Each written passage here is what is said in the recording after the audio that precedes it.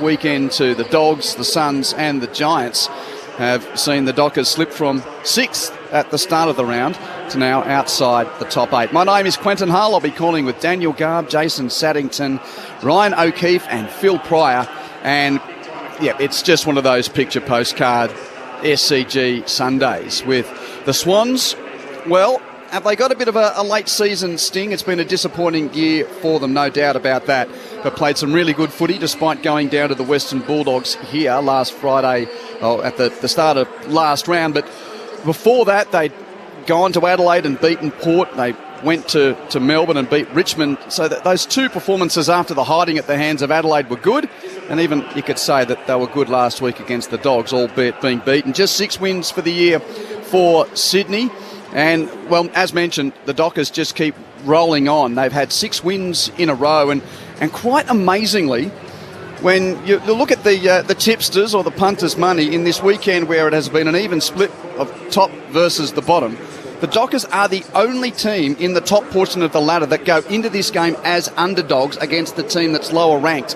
Whether that's a sign of lack of knowledge of just what they're doing out west or disrespect for the way that Justin Longmuir has got his team going, well, I think this afternoon's footy is going to have a bit to say about it. You're welcome to join us on the text line. The way to get in touch is 0437 774 774. It's been too long since I've done a Sunday sunshine in Sydney. I'm glowing to be alongside these boys. Daniel Garb, great to be calling the action with you. It was a regular haunt for me in my early days, and it never gets old coming to the SCG for a Sunday afternoon game. A stunning Sunday in Sydney. We just hope that the turf holds up. They are very confident that it will. The SCG ground staff in what's been a very difficult week for them, mainly due to all the outside noise. But I think the big story here is that it's last chance saloon for the Swans. I mean, if they don't win today, draw a line through them as faint as their finals hopes already are, and they can start preparing for 2026. So they've got to get the 4 points today. The Dockers won here last year, though,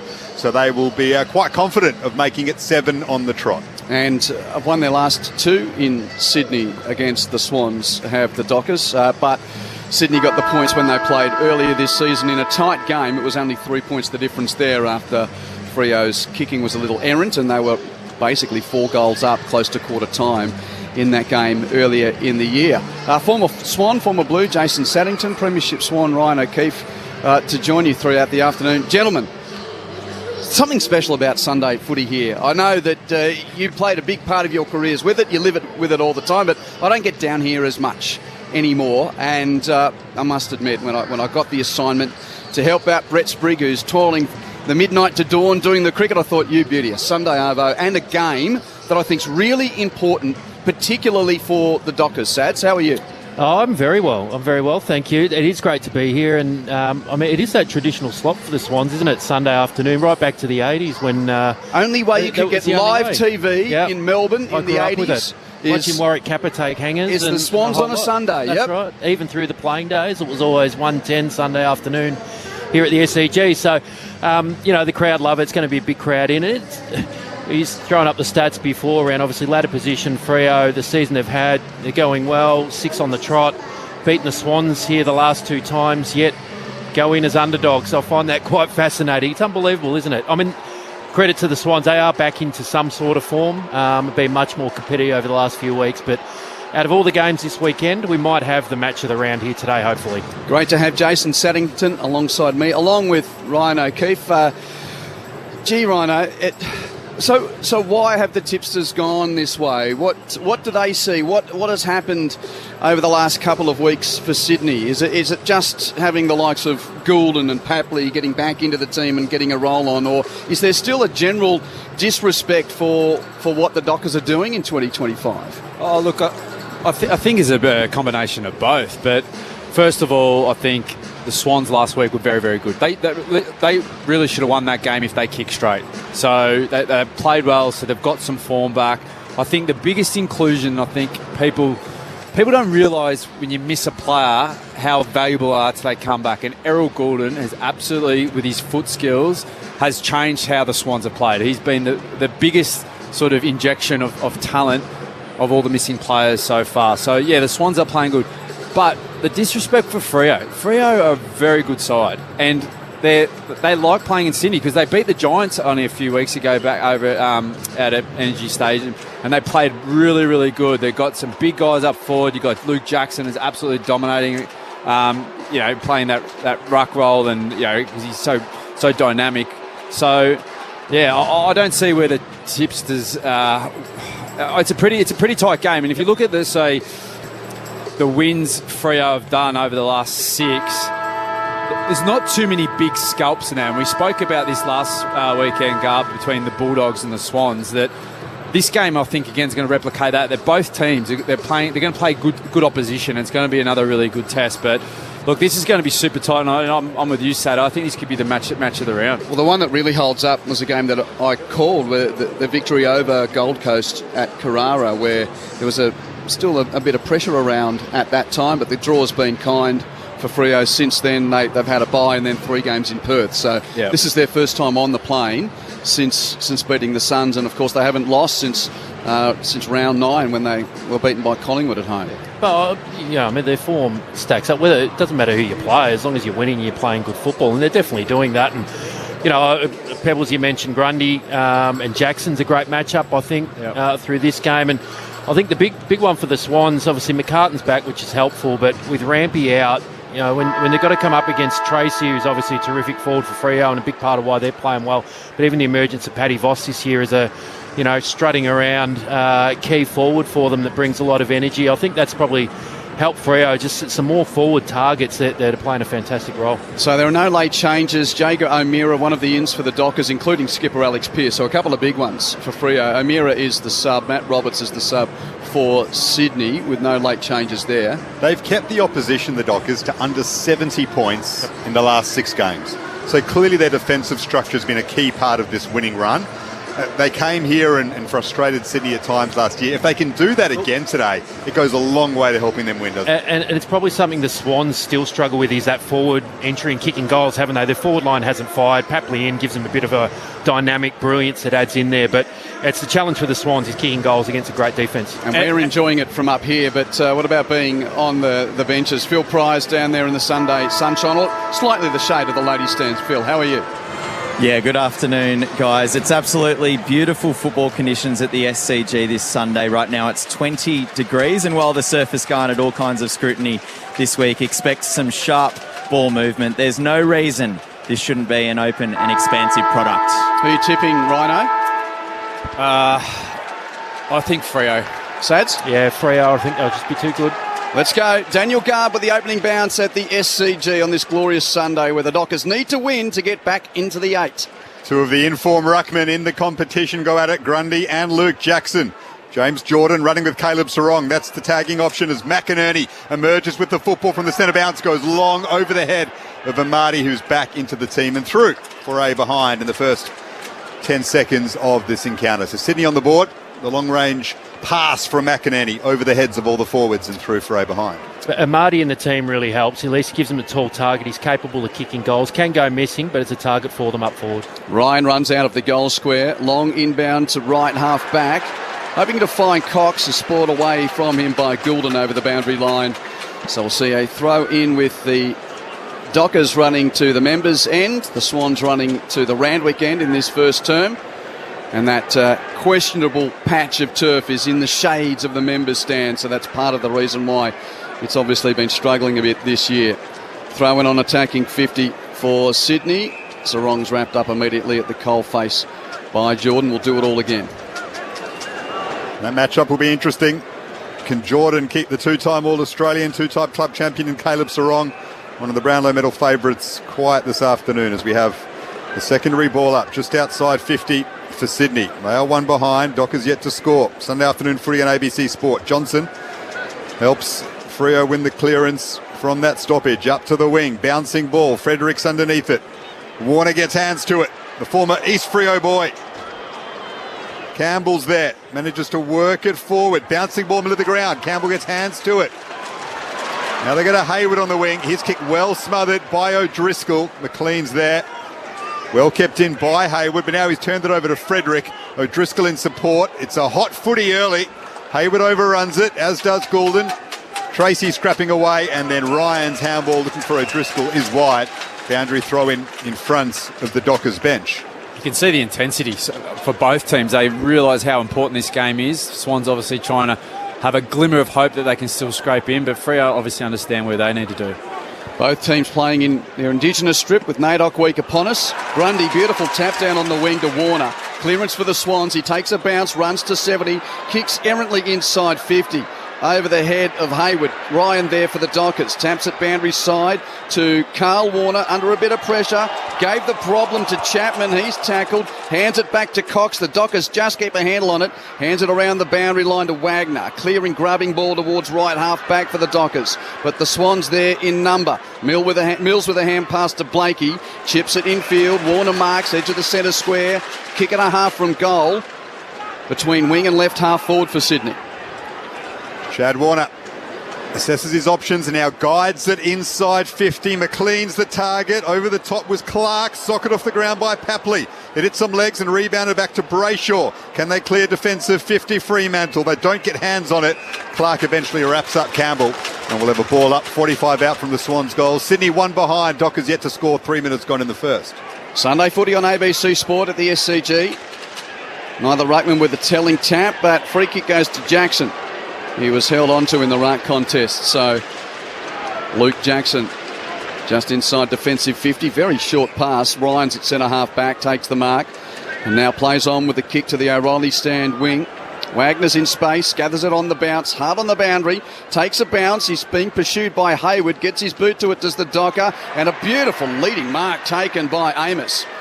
Hands in front of his eyes with some heat on him. He takes the clean clunk, 55 from goal at right half forward. And now is shielding his eyes from the sun. He's right on the edge of that shady spot with the members standing in front of him. Kicks to the pocket, kicks it out on the full. Well, I'm giving him an excuse. He might not have been able to see, Rhino. Oh, I don't know. Besides that skill, Amos, he's been another sort of that key forward. I think that's the advantage of what Freo have. I mean, they've got some big players and key targets that going forward to the ball. Tracy especially developing beautifully. That's a lovely kick from Blakey outside of defensive 50 to find Campbell, who works it up on the wing to McInerney. Looking sharp early, Sydney. He goes barely the 15 to Lloyd. Had his arm grabbed by Brayshaw. A fair shout for 50. Not paid. Fair shout from the commentary box here for 52. Pretty lucky there, perhaps, Andrew Brayshaw. But early in the game, Lloyd goes to half forward. Well done, McLean. Just threw Alex Pearce out of that contest and marked 52 out from goal. Amadi's down there. Hayward's waving for it. He decides to go short McLean to Heaney, but he put it on top of his head, and Amos is back doing some defensive work. He spikes it out for a boundary throw in right forward pocket for Sydney. You can see Swans they're not working together. They're all sort of working in silos, and it's really hard for both the last two forward entries. There's no movement, there's no cohesion. Swans a point, Dockers yet to score. Throw in with Sydney in attack. Went beyond the ruckman, and again there's a whistle on play, and it's a free kick to Sydney. Now it's going to Grundy against Jackson in that ruck tangle. Well, the umpire called a Shepherd, so shepherding out in the ruck contest, but it just looked like a regular old ruck contest for me, Pebs, and I mean, they're all like that these days, aren't they? There's a free kick plucked out here and there, but they're always a bit of a tangle. So Brodie Grundy gets the chance to kick the first goal of the afternoon. Red footy, perfect conditions, around 20 degrees. Man on the mark, 35 from goal, slight angle to the right. You wouldn't want to watch the replay, Sato. Not much in it, Ryan. He's shaking his Play on. Well, Warner was breaking out anyway. Grundy with his right boot. Fine strike. First goal of the day goes the Swans' way.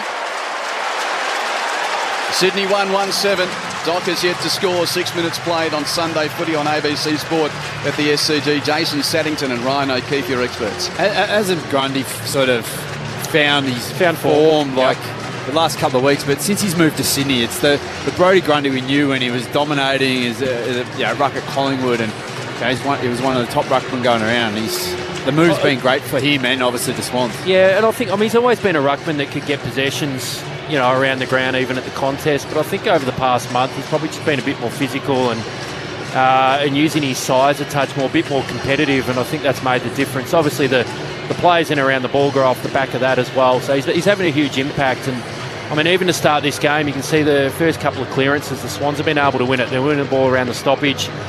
First centre bounce, it was McInerney that broke out, and even Warner on the wing So at the moment, the Swans are on top in the middle and they've had more possession. They're getting an inside 50. Really solid start. Ryan O'Keefe and Jason Saddington, your experts. Sunday afternoon footy on ABC Sport. Swans 1-1-7. Dockers yet to score. The informed Grundy with the first of the game as Jordan, after getting the handball from Goulden, just grubbers one. Inside 50 again for Sydney. Pearce under pressure. Cop one high from a former teammate in Joel Hamling, who's down there once more to try and rough up the Fremantle defence. That's kind of been his role all season. There to be a disruptor. Disrupted Alex Pearce's hair there more than anything.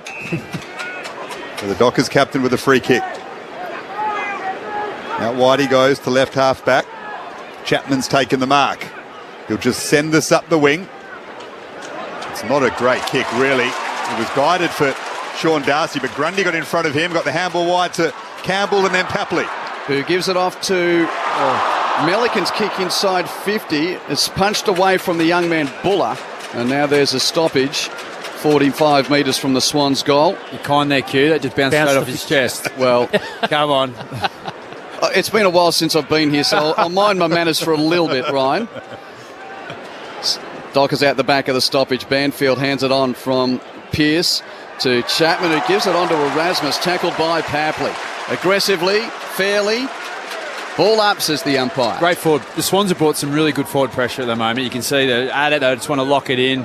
It's been they're carrying on that form from last week. Inside 50s, Sydney 6, Fremantle 1. That's an errant kick from Papley straight to Frederick, who was superb on his last trip to Sydney against the Giants in that win for Fremantle, Michael Frederick. He goes up the wing to Jackson. Now Fremantle can get going. He guides it to Erasmus. Murphy Reid running shotgun to him. Pokes it inside 50. 2-on-1 against Amos. So they work it away from the Dockers' key forward. Sheldrick got it to Wicks with some pace. He goes to the middle of the MCG looking for Heaney. Bounced over his head. Grundy's got it again. Not sure about that kick from Brodie Grundy over the head of Buller. Allows Banfield the chance to go and pick it up. The 1-2 with Cox. Banfield under pressure though. Just bounces inside the boundary line. In fact, it stays in. It bounced on the paint. It now works its way up to the wing almost, but Goulden wins it back for Sydney there. Hand passes to Melican, slots the pass to Heaney. Great spoil from Chapman, leaning across the champ to punch it away. Dockers ball. Frederick at half-back, drills the pass to the wing. Marked by Amos on halfway. Plays on, chips to Jackson, who'd run downfield. Marks a kick and a half from goal. Hand passes to Frederick, runs to 60, slots it to Tracy. Brilliant footy, Dockers, as Tracy marks 30 out slide angle. That's champagne footy, that was beautiful. Beautiful. Started with that defensive spoil. That was unbelievable. And those little things that you don't get much of a start or appreciation for, that's what's, defence is where your attack comes from. And that was a brilliant spoil. But then you can see the hard running from Jackson and then Frederick. He's just come on leaps and bounds this year, Frederick, hasn't he? And again, just a hint of shadow cutting through sunlight here as Tracy lines up for the Dockers' first score. It's a brilliant kick. He makes good of a wonderful passage of footy down the members' wing. And it's the Swans 1-1-7, leading the Dockers 1 straight 6. 10 minutes played, first term at the SCG. And they just got the entry right too, free off the back of that play, which you mentioned, Pebs. The time before, when they went to head inside 50, they had no forward come at the ball, and that allows the Swans defenders who like to peel off. They've often got an extra number slip in behind. But that time, Tracy was able to come up at the footy. And it was a lovely hit up from Frederick. Perfect on the lead. But they've just got to keep attacking the footy, the Freo forwards. Come up at it towards the leg and give them an option. The way teams defend now, I think you've got to have some speed out of your ball, out of your back half. But when you get to the front half and forward, you've got to be just a little bit composed and patient.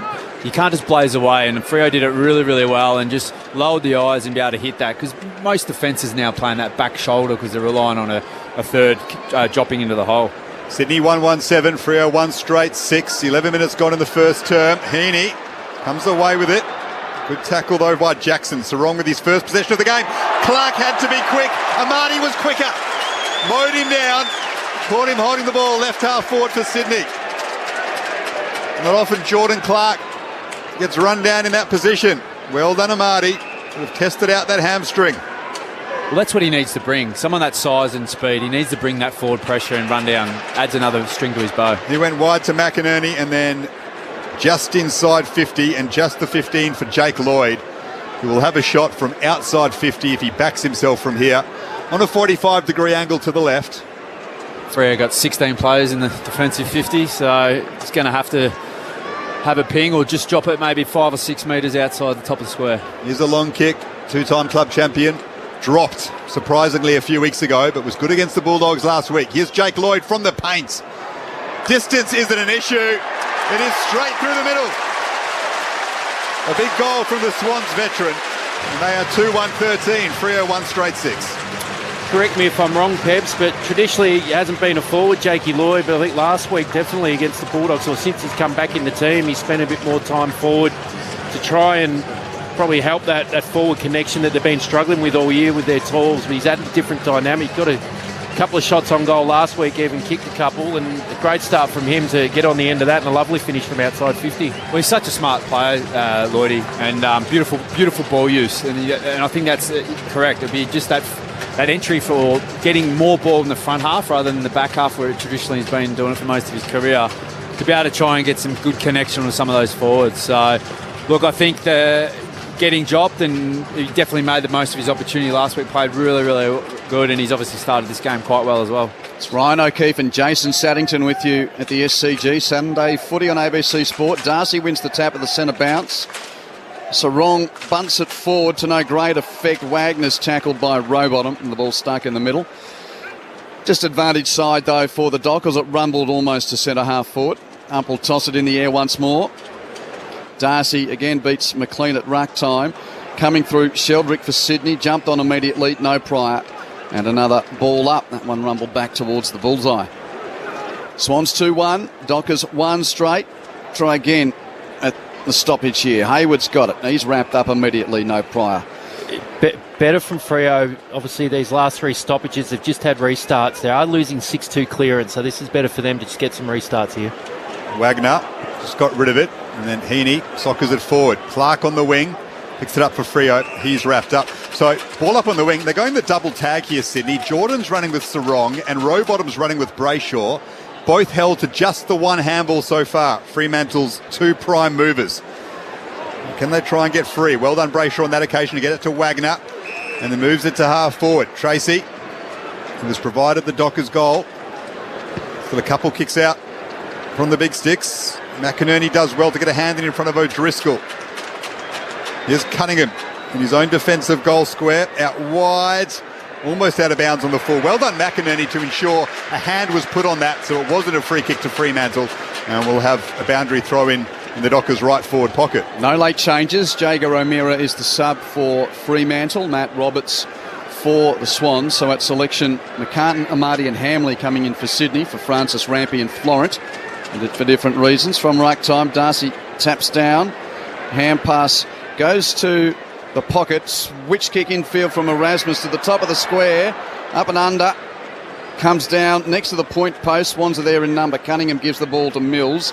Cal Mills with a long clearing kick from fullback to halfback. Warner, that's Chad. He's got a couple against him. Cavalry arrives. Ball on the deck. Wagner got a free kick, pushed without it. So Corey Wagner will take it for the Dockers. Just forward of the wing. Short pass to Warner. And that's Carl, W-O-R-N-E-R. We've got Warner and Warner are still pronounced the same. So in radio, even though they're spelt differently, you've got to give the Christian names. This is Carl of Freo, kicking to full forward, no mark. Slapped onto the boot of the Swans, clearing kick from McInerney, went to half back. What a grab. But a huge fly from Clark.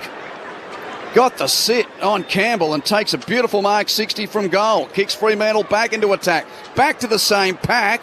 Almost a mark there to McCartan of the Swans. Couldn't grab it. Ball on the deck, rumbling towards the boundary line. Wagner and Warner. That's Chad of Sydney there. It's out of play. And we'll see a boundary throw in. Sydney 2-1-13. Fremantle 1 straight. 16 minutes played. Fremantle don't mind this. Repeat entries. And they're happy to kick it long because they've got big, tall targets down there. They'll just keep competing. Voice of Norm Smith medalist, Ryan O'Keefe. Sunday afternoon footy on ABC Sport. Here's Sean Darcy.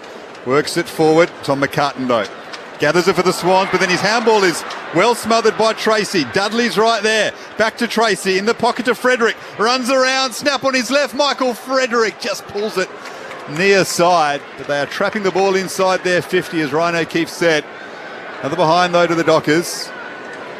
They are 1-1-7, Sydney 2-1-13. Mills a couple of bounces before a short pass to Rowbottom, marks at half back, chips it to Warner, play on, not the required 15. So he chips it to Sheldrick, takes the grab on the wing. Swans with numbers, running out of the back line. Wicks receives a hand pass.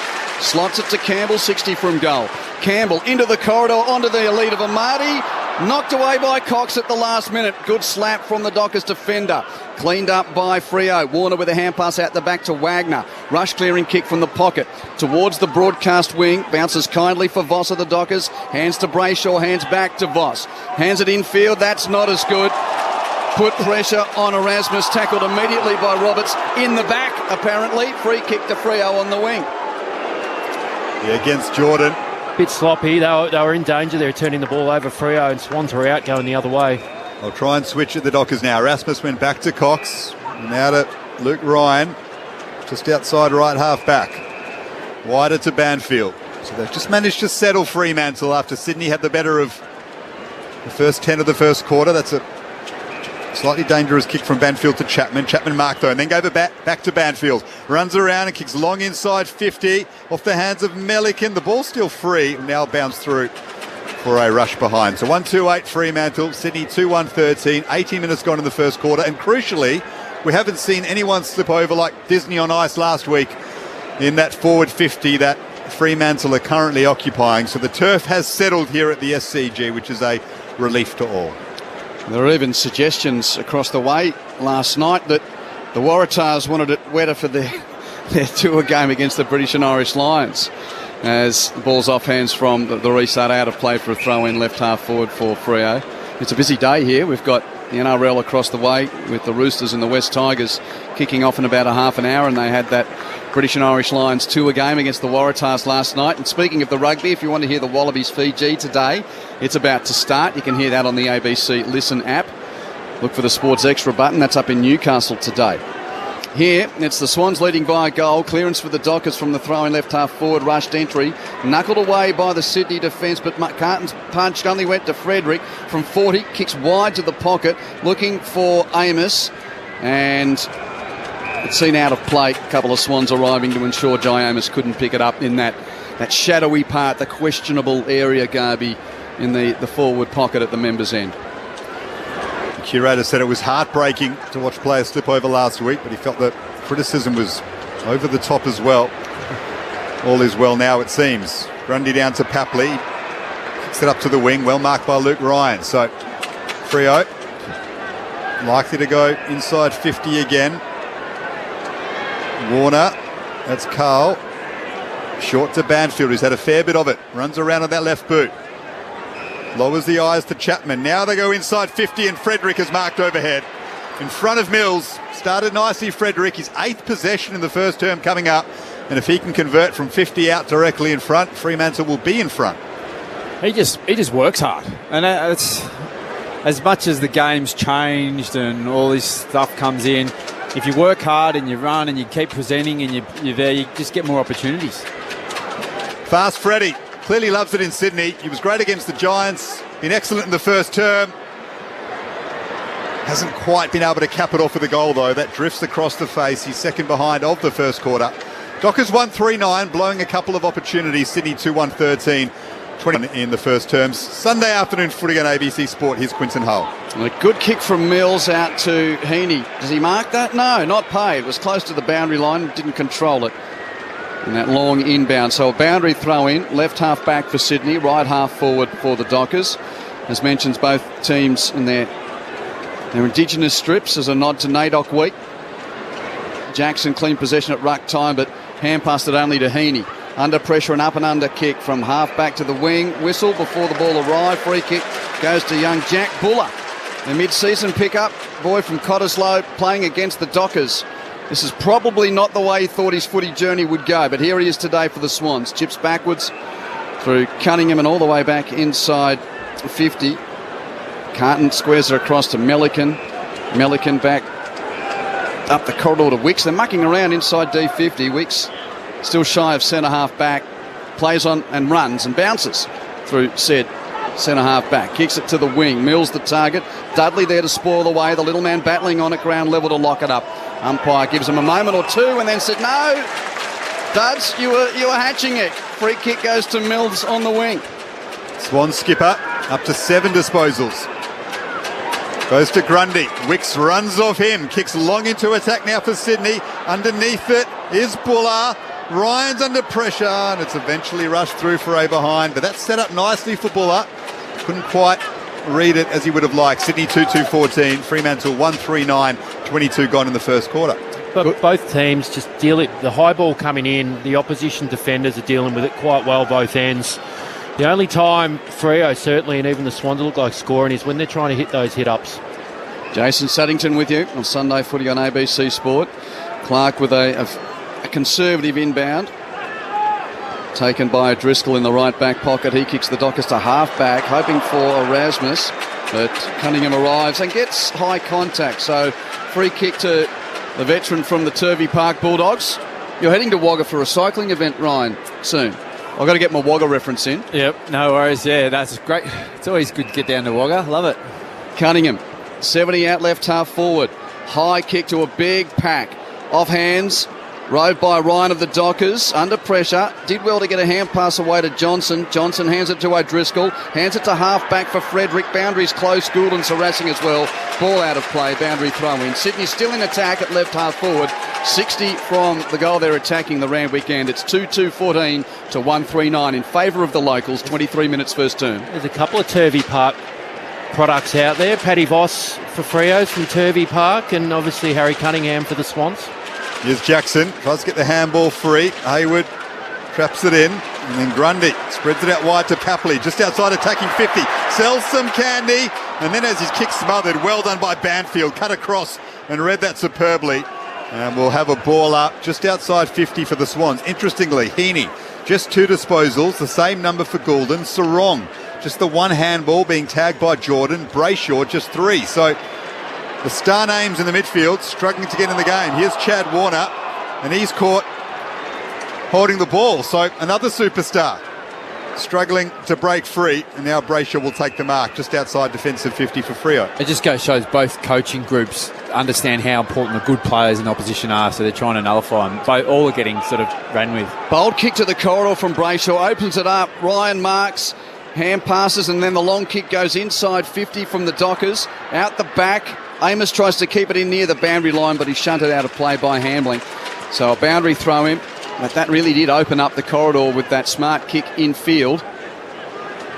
Which has been rare. I think both teams, once they're hemmed in, the defensive setup from the Oppo has been cut the ball off and send it back inside 50. So if you're able to get that kick inside, it's a major benefit for your team.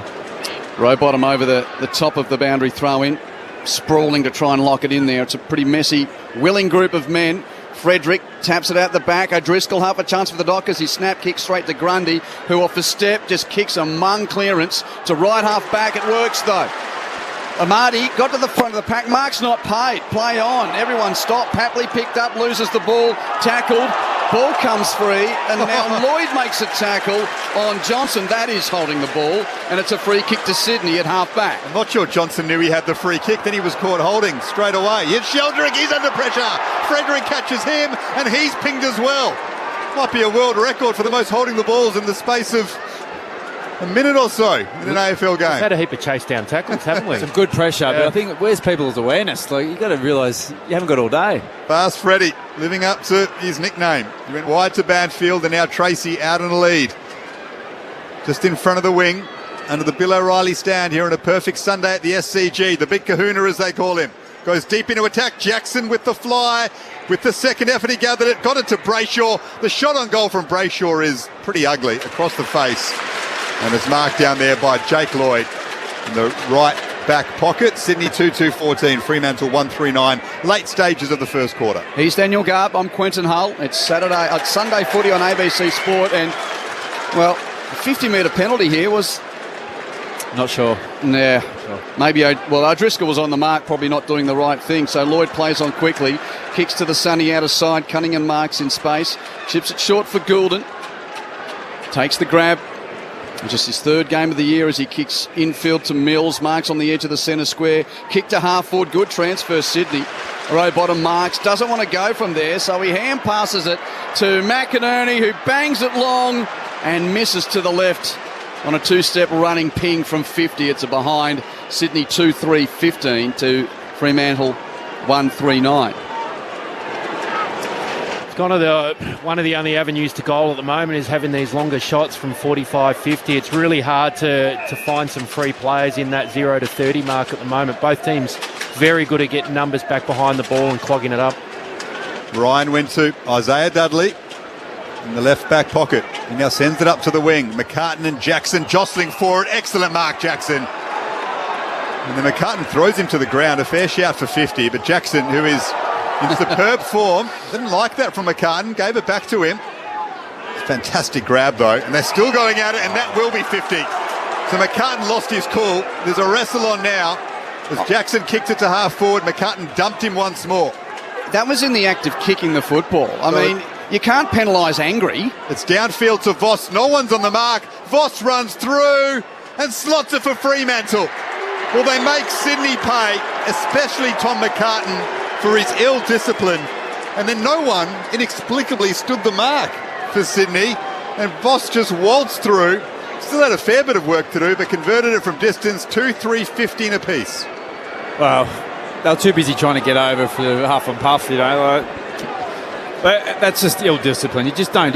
You don't need to. You don't need to do that. You just, if you give an opportunity for them to make a decision like that against you, they're going to take it. So do not give the opposition, but also what it does, it fires Jackson up and gets him up and going. So that's just poor form. So we've seen this a lot from Sydney this season. We've seen Hamlin go and try and rough up opposition defenders. We saw a fight last week at the start of the Bulldogs game, Papley to Darcy. Now we're seeing them attacking Luke Jackson. Is this perhaps a directive from the new coach in Dean Cox? Well, I know Pebbles commented on that last week. I saw that pop up in the socials. Look, I just think just play hard at the ball and just play the ball. Don't worry about the argy-bargy stuff, because that's not what wins your game, the footy. Centre bounce is wobbly and will be recalled. And just a mere culprit. It was a good call from there. It was only fractionally late. After. It wasn't a lot of contact, but it was definitely umpires looking for it off the back of the argy-bargy that happened just before it. Heaney wins the tap in the centre of the ground, hands it off to Goulden. Clearance for the Swans. Rushed entry, hits the chest of the leading McLean, 40 from goal. And he takes the grab. And even off the ball, Sarong and Campbell are shrugging each other's jerseys. Amadi comes in. Goulden's in there as well. So too's Matt Johnson. But the Swans, they've got a shot on goal. Just walk away. Just don't risk a reversal. So just walk away. Like, what are you going to do? You're going to push and grab a bit of a jumper. What's that going to achieve? Well, the last couple of games between these two have been less than a kick. Maybe it's built a bit of spice between the Swans and the Dockers. McLean, meanwhile, on the quarter-time siren at the SCG. We'll get the Swans fans up and about. He's kicked the goal right on the hooter. Now that's what you can chirp about. You go back and you slot it straight. You don't have to say anything. You're just going to go, look, there's another one on the scoreboard, fellas. So it squares it up. My apologies. It is Sydney in front with that kick on the siren. Swans 3-3-21 to the Dockers 2-3-15. Grundy and Lloyd, the other goal kickers, along with McLean, while Tracy and Voss, the goal kickers for the Dockers. Gorgeous conditions at the SCG, the first of two games to complete round 17. Later on this afternoon, it is Adelaide taking on Melbourne at the Adelaide Oval. By the way, the rugby test in Newcastle is underway between the Wallabies and Fiji. You can hear that on the Sports Extra button on the ABC Listen app. Early try to the Australians. The Wallabies 7 lead Fiji 0. And that first NRL game of the day, which is just across the way at the Footy Stadium. The Roosters and the Tigers, that'll get underway in about 20 minutes from now. Quarter time at the SCG. It's Sydney 3-3-21 to Fremantle 2-3-15. Sunday footy on ABC Sport. ABC Listen. Keeping bored parents busy is easy with the ABC Listen app. Then we can listen to our stuff, like Bluey Listen Along and all new Dino Dome. Hear it all now on the ABC Listen app. This is the 2025 AFL Premiership season on ABC Sport. Throw in with Sydney in attack, went beyond the ruckman, and again there's a whistle on play, and it's a free kick to Sydney. Now it's going to Grundy against Jackson in that rectangle. So Brodie Grundy gets the chance to kick the first goal of the afternoon. Red footy, perfect conditions, around 20 degrees. Grundy with his right boot. Fine strike. First goal of the day goes the Swans' way. Wrong with his first possession of the game. Clark had to be quick. Amati was quicker. Mowed him down. Caught him holding the ball left half forward for Sydney. Here's Jake Lloyd from the paint. Distance isn't an issue. It is straight through the middle. A big goal from the Swans veteran. This is ABC Sports coverage of the AFL. On your radio. ABC Sport Digital. And on the ABC Listen app. Wins to the Bulldogs, Suns and Giants earlier in the round means that the Dockers have got to make it 7 in a row to end round 17 in the 8, but it's the Swans who lead by quarter time, by 6 points, should I say, at quarter time at the SCG, 3-3 to 2-3. Quentin Hull, Daniel Garb, Jason Saddington, Ryan O'Keefe and Phil Pryor bringing you the action on this gorgeous Sunday. You're welcome to join us on the SMS on 0437 774 774. We've got a thought, 0437 774 774. Please send us your name and where you are texting from. Jason, we'll start with you. First half an hour, what'd you pick up? It was a bit of an arm wrestle both ways. I think that quarter, there's periods of momentum for each team sort of camped in their front half. Struggling, though, to get some clear shots on goal. I think we ended up with a couple of late goals, both teams, which added to the scoreboard. But defensively, both teams were pretty strong. We saw some great rundown tackles in and around the middle park of the ground, but both teams struggled with some high balls inside 50. The defence was just able to cut them off and continue to send the ball out, but quite often it was coming straight back into at both ends of the ground. I think when there was a little bit of space, the lead-ups for both teams were able to get some of those shots on goal. But interestingly for Freo, some of their key ball winners, Garby, I know I've been struggling to find the footy. Sarong with just the one touch. You're talking about it through the quarter. Shai Bolton, I don't think's had a touch yet. Normally a possession getter for Freo, and I think the Swans probably just got the edge. Their pressure's just been a little bit stronger, a little bit hotter, and they're probably winning a bit more around centre clearance too. But one of those quarters where both teams probably happy with the arm wrestle, looking for the advantage that they can try and find maybe inside their forward 50s, but a reset go again type quarter heading into the second. Yeah, it's a definite arm wrestle. Both teams have sort of feeling each other out a little bit, like two boxes sort of sizing up the first round. But I think both teams have come with really good intensity around, and there's been a lot of pressure, and it's a hot ball, which is good. It's been great. It's been great footy, even though it's not a super high scoring game. But it's both teams bring that defensive pressure. It's who's going to be. I think you can see both teams aren't trying to rush it forward. They've been very meticulous in moving it forward, trying to chip through the zone, so to speak. Yep. So it'd be just interesting. I think both teams have put a lot of work into the opposition best midfielders, so there isn't high numbers there. But it'll be interesting to see as the game wears on if it's just going to be this sort of style and just deep entries.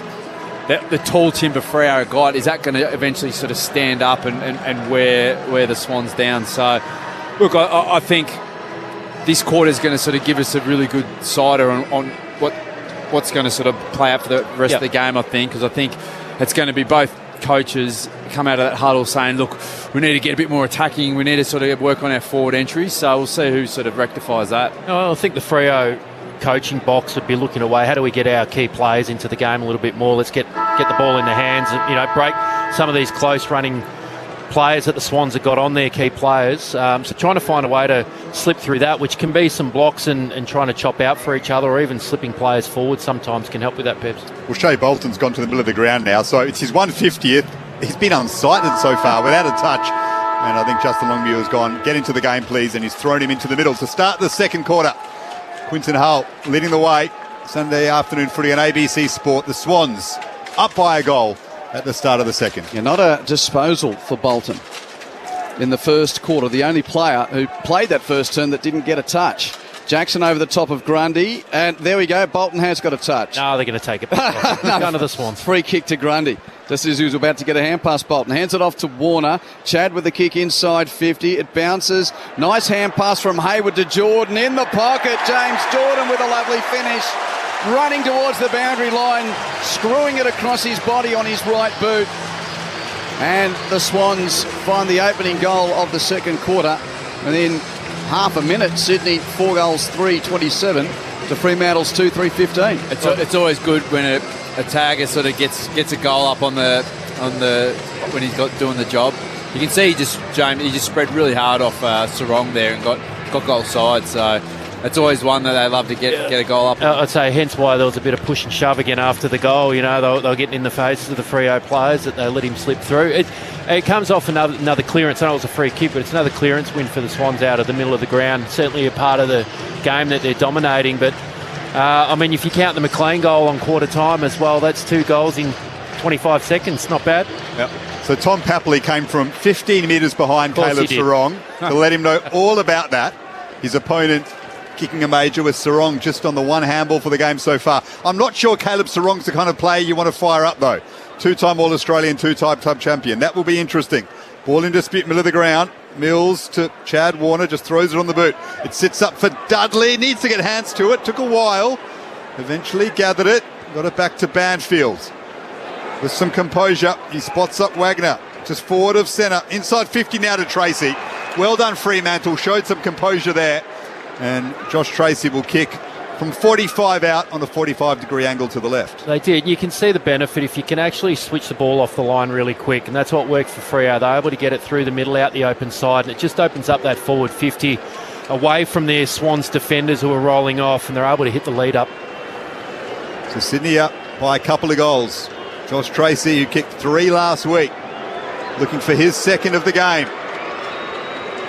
It's a fantastic effort. It was halfway in the air and he already had the arms outstretched, running off to celebrate with teammates. Never in doubt. Josh Tracy with a couple on the board. Goal 31 of the season for him. He's standing up. Fremantle 3-3-21. Sydney 4-3-27. 2.5 minutes gone in the second quarter. It's the key to playing the SCG a bit. Obviously, centre clearances are huge because you get deep entries straight from a centre clearance. But because it is such a wide ground, a lot of people say, oh, it's a small ground, but it's not actually an area. So if you, in attack, if you're stretching the ground wide, there's pockets of space through the corridor all the time. So if you sort of got worked a little bit lateral to go forward than inside, there's plenty of space to be able to hit. Did you split the eras, Ryan, between the old configuration and the longer ground with the new members stand? Because it is a little longer these days than you sort of think back in the... When they redid that, one of the stands, they made it 6 metres longer, so it's definitely got bigger. The 50 arcs used to cut through the edge of the centre square in the early days of the Swans playing here at the SCG. Centre bounce, Warner's underneath it for Sydney. A little kick towards half forward. It's gathered well by Sheldrick under pressure from Banfield. Sheldrick's kick inside 50. Ryan back there for the Dockers. Can't mark. Hayward comes through for Sydney. Hand pass ricocheted off Hingney. Back to Sheldrick, who's tackled and holding the ball. Brayshaw with the clamp to win the free kick for the Dockers in the time of need. Just forward of full back.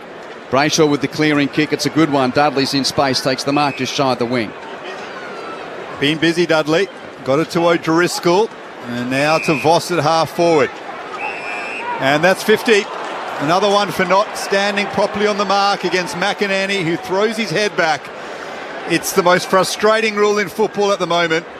And McInerney, according to the umpire, stepped off the mark. And Voss has been marched forward now and will kick That's 35 a short 50 out. though, isn't it? He's only travelled 35. It's eastern suburbs Sydney real estate kind of stuff, isn't it? You don't get much for your money here. He should be much closer to goal, Paddy Voss, on this shot. That would still cost a fortune, let me tell you. Here is Voss for his second of the game. The draw scores level.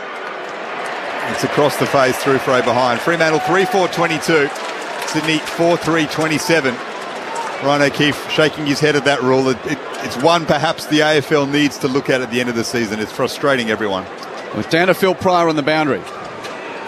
Yeah, guys, no major news to report from the first quarter, which is a good thing, I might add, but conditions are beautiful. There is a bit of a breeze coming from behind the members' pavilion, it must be said, and there have been some gusts just starting to pick up as this first half unfolds. Goulden's got a free kick at defensive 50. Not the required 15 to Blakey, who's got time to play on. Chip to Cunningham. Mark's just beyond centre half back. Goulden wraps behind him, says, give me the hand pass, and he does. Chip to the middle of the ground. Campbell takes the grab. Right in the bullseye. Plays on. Runs around. Clark kicks deep into attack for Sydney. There's 2 against Buller. Went down. No free kick. Warner applies a tackle in the pocket on Erasmus and earns the free kick. Erasmus on that ricochet, but Warner all over him immediately, earns the free kick in the left forward pocket. 20 from goal. The forward pressure has been really, really good. And Chad seems to be playing a bit more time forward down the forward line. So I think he's really dangerous as a forward. Opens up the angle. 2 steps infield and the right foot snap is good. And Chad Warner has Sydney's 5th goal of the afternoon. Swans back out by 11 points at 5-3-33 to 3-4-22. It was good pressure from Warner. Erasmus went for the fend off. Warner was strong enough to stick into the tackle.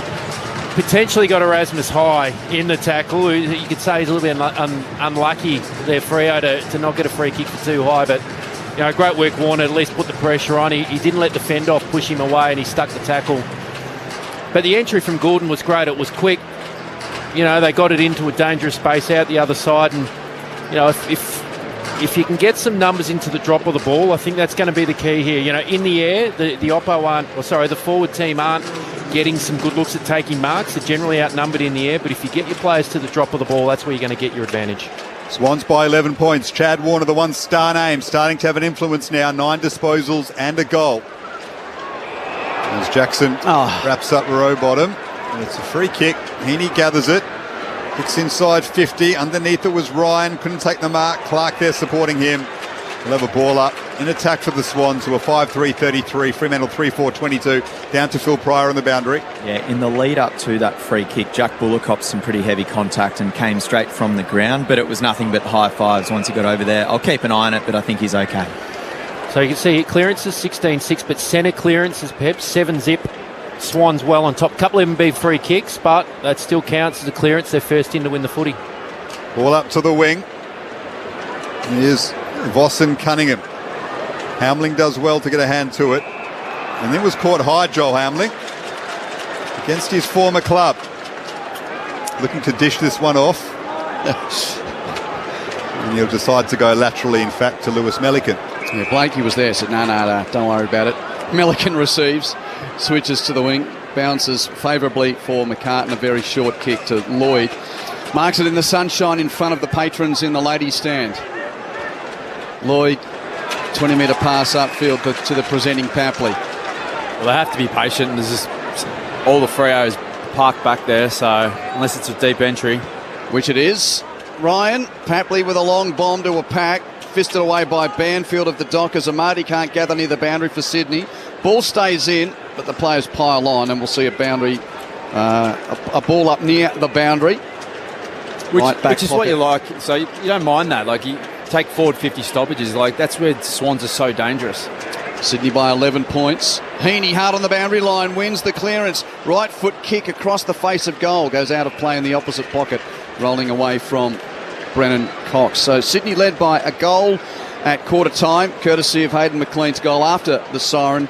Currently at 11 points to 5-3-33 to 3-4-22. 9 minutes played, second term, Sunday footy on ABC Sport at the SCG. Grundy works to the front. Darcy there with him. Well done by Wagner to get hands to Banfield. Now Jordan Clark under pressure. It's a high up and under, and it favours Errol Goulden of the Swans. Marks it, plays on quickly. His kick, though, is misguided for a footballer of his immense quality. And Murphy Reid takes the mark in defensive 50. Out wide to Luke Ryan. Shea Bolton yet to touch the football in his 150th. Caleb Sarong just the one handball as Ryan finds Luke Jackson in the middle of the SCG. On the edge of the centre square, kicks it wide to that Riley stand wing where Wagner takes the mark. Plays on with a kick down the line. Reed's run hard. It'll bounce kindly for Murphy. Reed 60 from goal. Kicks the Dockers into attack. Voss the lead. Milliken the spoil, and the bounce come back to the Sydney defender, who hands it on to Lloyd. Lloyd with a hand pass through Hambling. Back to Lloyd. Has a bounce through the left back pocket, the right back pocket. Switches to the left back pocket for Goulden, and he is going to take some time about this exit. Flurry on one side, and now Errol Goulden taking his time. Called to play on. His left foot kick's not... Oh, it works out well in the end. Don't think he hit it all that well, but it must have been intended. Grundy marks on defensive 50. Hand passes to Heaney. Hand passes out to the wing. Space for Hayward a long way upfield. Kicks infield. Chad Warner takes the mark. They're going a hard way about it, the Swans here. They've just got to halfway. Now Warner plays on and runs around Jackson on the mark. Kicks to half forward. McLean takes the grab. Got a push in the back, but no afters here. Free kick, for McLean, 60 from goal. They've done this methodically, the Swans. McLean goes inboard to Blakey, looks for Papley. They read that well, the Fremantle defence, Jackson in particular. Pierce got hands to it, but the Swans have won it back. Blakey, short to Papley. That's barely 15. If that's 15, it's right on the number. I think the Swans are lucky here. Papley's been paid the mark, and he'll kick from outside 50 and back himself for the distance, you dare say. You can see both teams are just being really cautious, that chip. Most kicks at the moment are just hitting the legal limit, but they don't really want to rush it, do they? They just know Freo get numbers back. They're trying to be really, really precise. Papley went short instead, looking for McInerney. Wasn't his best kick, though, so it rolls over the boundary line. We'll have a throw in left forward pocket for the Swans, who are 5-3-33. Fremantle 3-4-22. 11 and a half gone in the second quarter. No late changes. O'Meara and Roberts the subs. Ball toss back into play. Beats the ruckman. Well, it also beats Hayward as well. Taken by Brayshaw of Freo. Hands it to Wagner. Hands it off to Ryan. Clearing kick from the Dockers defender. From D50, he's whacked it to the wing, but straight to Mills, who marks for Sydney. Will switch from broadcast to outer side. Lloyd takes the grab. Now what's next? Chip back into the corridor on the 45 to Heaney near the bullseye. Real game of chess, this ball movement at the moment. Heaney chips it over the man on the mark. Rowbottom grabs it. 60 from goal. Thought of a short pass into 50. No, kicks it around the flank to Lloyd, who's no closer to goal, but closer to the boundary line. Going the long way home at the moment. It's looking more like the basketball, just around the perimeter waiting for the three-point shooter. Lloyd with a long kick to the pack, off hands. Charging through. Oh, it's almost a chance for Sheldrick. His kick semi-smothered, and it's rushed through for a point in the end. Swans by 2 goals at 5-4 to 3-4. Jason Saddington and Ryan O'Keefe, your experts. It's certainly dominating possession at the moment, the Swans, aren't they? The key is, you can chip it around, you can work your way through, but you've got to get some shots on goal. You've got to take the chance while you've got the momentum. Fremantle go down the corridor. The long kick to Pierce, now Johnson. Handball to Murphy Reed. This is slingshot footy. Reed over the top finds Amos. Well, they burst through the Sydney defence there, Fremantle. The risky kick down the corridor came off, and now Amos will take the shot from 40 out, slightly worse than a 45-degree angle to the left. It just shows if you can get one through into that, pop the bubble, the defensive bubble, they say, get it in there, then get a handball release to break it, and you're out the back with plenty of space. It's almost like you need that kicking sometimes, don't you, to free up your ball movement, open the ground up again from a set play. And the Dockers could use this, trailing by a couple of goals. Jay Amos for his first, doesn't miss. He's on the board. And the margin is back to 6 in favour of Sydney. The Swans 5-4-34.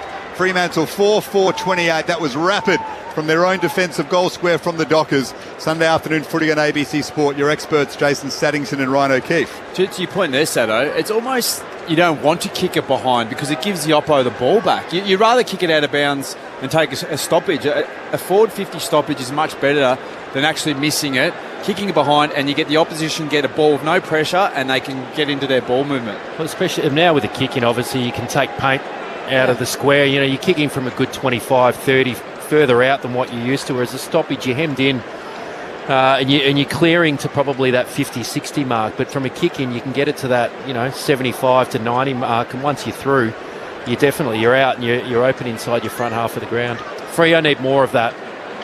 Centre bounce. Clear tap for Darcy for the Dockers. Can't find a rover though. Picked up by Jordan of the Swans near the bullseye.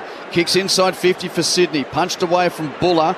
Campbell there to rove though for the Swans. Breaks a tackle. Runs backwards. Now gets on his left to deliver down the corridor. And Amati with sticky fingers reaches wide to his right to claim the Sharon and mark 35 from goal. Swans are absolutely dominating the centre bounces, like the clearances out there. Freo, if they want to get into this game, they have to do something about it. Even though if you're saying their key players are getting tagged, that's just a one-on-one contest down there. You've got to be able to fight and just win that. That's no excuse at all. Slight angle left for Joel Amati. An interrupted 2025 campaign for him. Right foot shot. Looks pretty good. Swans fans like it. Joel Amati's first of the afternoon, and that's now 6 for Sydney, and they're back out by 2 goals at 6-4 to 4-4 midway through the second term. You're right, Peps. I mean, centre clearances now is 9-zip. It's total dominance in there. But you're right in the fact that if you're getting run with in the middle of the ground, well, it's a 50-50, isn't it, in the middle? Yeah. You still shouldn't be losing clearance. You still should be 50-50 in ability to at least create either another restart if you're not winning the footy. So when you get tagged, what it makes it difficult is get those uncontested possessions and be able to get off the chain and run, and that's what tagging hurts you. So when you get to, if you're a midfielder and you're getting tagged and you're at a stoppage, that's just normal. That's just play on. So I think it gets in their head and go, oh, I've got someone running with me. Hey, no, you're at a contest at a stoppage. You've got to beat your opponent anyway, regardless of you're getting tagged or not. It's Ryan O'Keefe and Jason Saddington referring to Caleb Sarong. He's got just the one disposal. And Shai Bolton is in there at centre bounce again. He can't get near it. Sarong, a top 3 clearance player in the competition. The umpire will call this bounce back. And James Jordan is doing a wonderful job on him in the moment. They call him the padlock at Sydney. He's kicked a goal himself, and he is completely nullified. The Dockers' primary ball winner. Here he is, Sarong. Jackson taps it straight down to him. His first kick of the game towards half forward. Voss breaks free of a tackle. Now gives the don't argue, needs some support. Goes wide to Wagner, still outside 50 Fremantle. Wagner gets free. The kick into attack. Well done by Hamling to spoil. And now Mills emerges through it. Rowbottom's kick is scrappy up to the wing. Back there is Cox resting with Amati. They see it over the boundary line through the interchange gates. Swans lead by 12 points, 17 minutes gone in the second term. Sydney with 3 goals won to the Dockers 2-1 in this second quarter so far. The Dockers player down, and the trainers have gone inside attacking 50. There was a big marking contest. I can't see who's down, but I think it went back with the flight of the ball, and Hamling was coming forward and just collected him. Is that Alex Pearce? It's Murphy Reid. No, I saw the hair and just got scared for a moment that the skipper was sore again. A hip into the ribs. His side was opened up completely, and Hamling went straight into the young gun's ribs. And this is a worry for Freo because Murphy Reid is a real talent emerging for their team. Yeah, that tickles a little bit when that happens. Well, he's staying out there. He's up and about. He's okay. I think the wind's just been taken out of him. But they always stop play for these things these days, don't they? Never used to. Play back underway with a boundary throw in. True centre wing. Grundy with a tap down. Flipped it out the back to McInerney. A little hand pass along the ground, sort of bounced away from the ruckman. Cleaned up by Goulden. Given to McInerney. Hands to Heaney on the wing. Beautiful pass for half forward. Marked on the chest of Buller. You think of that name this time of year. Should be skiing, not playing footy. Here's the kick towards full forward from young Jack Buller. And Pearce is back there, though, to intercept for the Dockers. The skipper on return with a timely mark in the goal mouth. Kicks it to O'Driscoll. Marks in the left back pocket. Clears defensive 50 with a kick. Looking for Dudley. Nice ball. Blakey, though, harasses him out of play. And the ball to be thrown in near the big screen in front of the Daily Messenger stand. Sydney 6-4-40. Fremantle 4-4-28. 19 minutes played, second quarter. It just shows a little bit of inexperience and from Buller there. There was a lot more better options he could have taken, and he sort of picked the worst one, really. The gripping game of footy at the SCG, not the most free-flowing. Swans lead by 12 points. It's tough in the clinches as Goulden is wrapped up by O'Driscoll, just outside attacking 50 for Sydney. Attacking the Paddington end. This really is last chance saloon for the Swans. Must win this to keep their faint finals hopes alive. They've started nicely as Sarong is mobbed, as he has been all game, by Rowbottom and Jordan. The ball went forward about 5 metres, so we'll have a ball up. just inside attacking 50 now for Sydney. About half an hour played in the rugby test, by the way. The Wallabies 7, leading Fiji 0. Call available on the Sports Extra button on the Listen app. Stoppage, whistle, free kick, Sydney at that one. Heaney's, I think, tracking out after the footy, was taken high. And it's Shea Bolton on the mark. This has been a dirty quarter and a half for a man of his ability. Can't remember him being so quiet. And Bolton standing on the mark. 45 from goal. Heaney's shielding his eyes from the sun. Taking a long run up from about 70 out on the right half forward flank. But he could do most things, Isaac Heaney. The poster boy for the red and whites. Going with the set shot from 52 metres out. Distance not the problem. Accuracy just, though, across the face, slightly for a behind. Swans by 13 at 6:5:41 to 4:4:28. Into time on now in the second term. Sydney have had the better of play in the second quarter. Now out to a 13-point lead. Slow going for Freo. Jordan Clark, left back pocket, up to the wing. Heaney will fly and grab. Had the sit perfectly. Marked over the top of Banfield. Swans into attack again. Well done by Driscoll. Read that kick nicely. It was designed for McInerney. He picked it off. Brayshaw to Clark. Now they get moving. Fremantle. Johnson just behind the wing. Up to Tracy. Spun beautifully out of the tackle. But McCartan read him well. And wrapped him up. Tracy caught holding the ball. His opponent just waited for the perfect time to seize upon him. And now the 1-2 between Wicks and Cunningham. Wicks has got it back. Hard on the boundary on the outer wing. Long right foot kick towards half forward. Ball punched away from Melican on the deck. Sheldrick under pressure. Holding the ball. Oh, boy, that's hot. The tackle pressure's been good for both teams. At least the defensive pressure along that side's been really, really good. Chapman, the man to get the free kick there for the Dockers. Short pass to the middle of the ground. Brayshaw takes the mark. Still defensive side of halfway. Hand passes to the running Johnson. He'll kick Freo from the wing to the half-forward flank. Reed's recovered. That's good. Young man takes the mark there, Murphy Reed, having had his ribs rattled a short time ago. He's got men wrapping around in defence. Oh, it's another REM infringement. Ye shall stand or ye shall be pinged 50. The players with the ball are getting quite smart with it too. They know if they can fake a handball or fake a movement, they might get the guy on the mark to step. And as soon as they do, I mean, in that one, he was already off and running. He was off the mark. It's just the umpire hadn't called play on. Well, Reed plays on with a rather lazy right-footed snap from 30 metres out and misses. Sorry, Jason. That's why there were the Bronx cheers there. That was a very lazy attempt on goal from Reed. He's kicked a point. You might still be a bit sore, but you can't really excuse that. 6-5 to 4-5. Swans by 2 goals. Was that another short 50 as well, or did he play on? It's the number one thing for Greg Swan to address in his new position there at the AFL. The ball is wrapped up on the wing. It just seems like it's such a harsh penalty for something so minor that doesn't really impact the game. It feels like to the fans and a lot of the players anyway. A discussion for another time. Here's Goulden. Clever kick.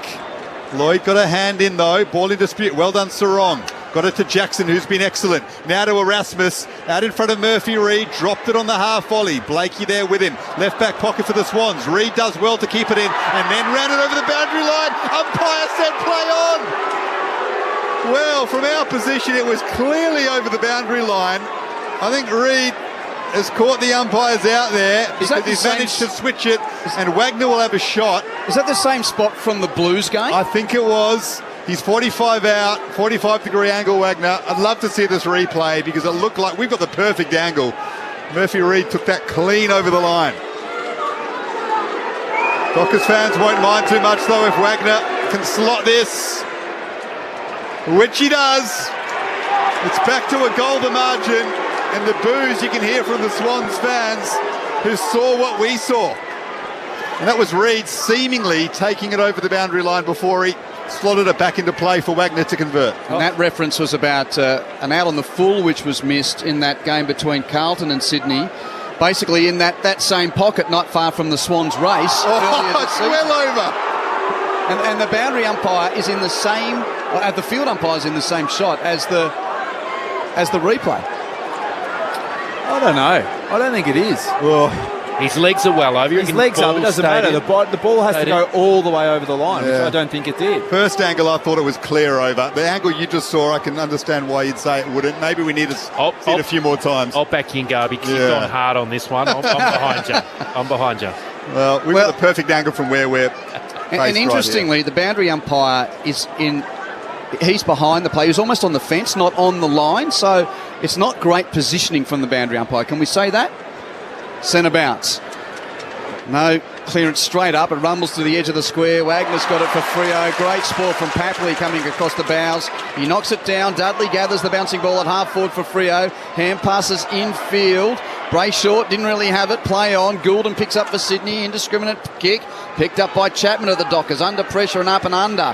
Is read by McCartan. The Swans defender diving to that hacked entry, and he takes the grab near the boundary line. Just not too far away from the Paul Kelly race. A chip infield to Mills. Mills has got the mark on defensive 50. 25.5 second term. Sydney 6-5-41 lead. Fremantle 5-5-35.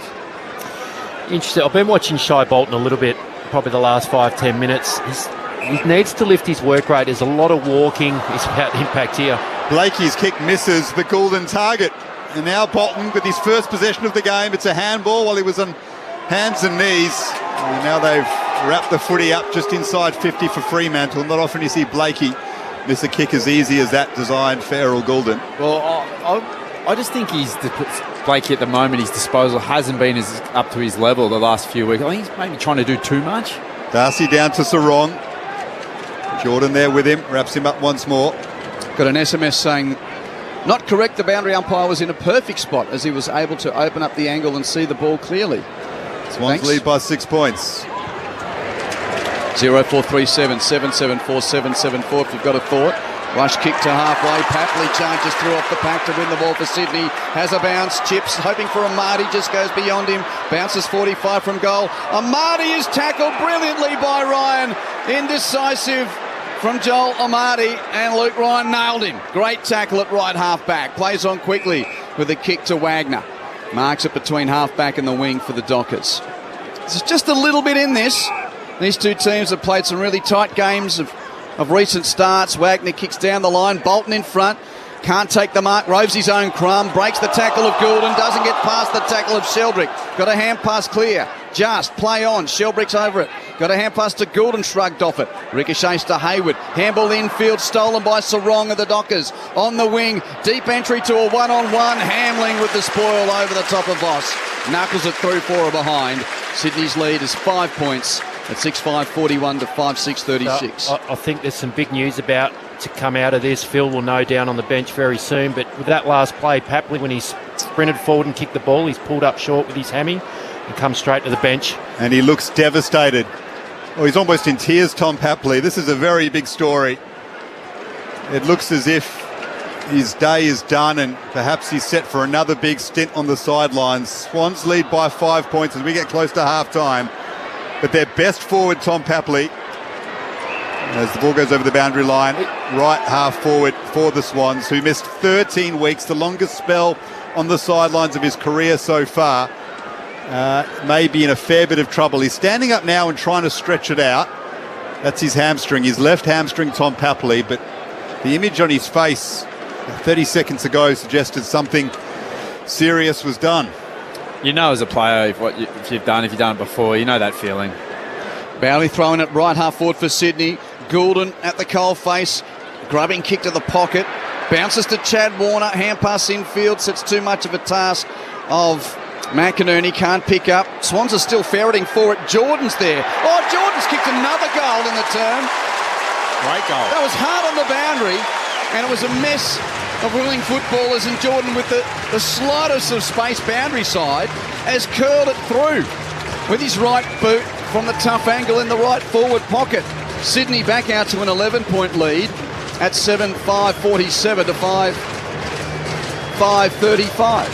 There's nothing flashy about Jordan, but what he does, because he does a good run with ball, he's always there where the ball's going to be, and then he's got the skill and the ability to actually win his own ball as well. He's not too worried about hard tag and not touching it. He's one of those taggers which is dangerous, and we've seen in this quarter his kick too, which is a great weapon to have in your player arsenal. I just fixed the score, the scoreboard. I didn't doubt my notes when I saw the scoreboard. The scoreboard's a point behind. It's 7-5 to 5-6. 11 is the margin. Jason? Can you be a 5-possession player best on ground in the first half? James Jordan, he's kicked 2 goals, 5 possessions, kept Sarong to 4. It's not a bad half of football, really, is it? It is, it's good. There was no Tom Papley there to let Sarong know all about his tagger, kicking that one as he did earlier on in this quarter. Papley off with a suspected hamstring injury. A big blow potentially to the Swans. They lead by 11 points though. Here's Lloyd trying to gather the football in defensive 50. Does so and gets it to Wicks. And he's got Grundy in the middle of the ground. It just went over his head. Chad Warner there supporting him. Quick handball to Rowbottom. Now to Blakey. The Lizard has a bounce from just inside 50. That'll get the SCG going.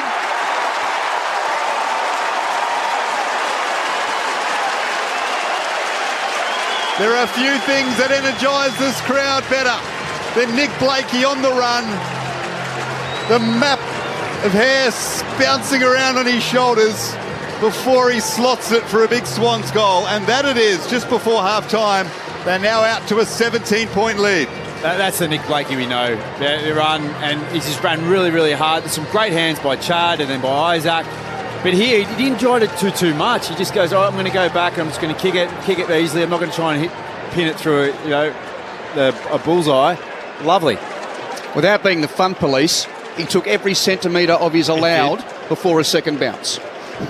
What's amazing with Blake, it's the way he's allowed to play. He came from a good 30 metres from behind what was a 50-50 contest in the middle, but he joined in and got it on the outside. It's bold attacking run, but it's what works.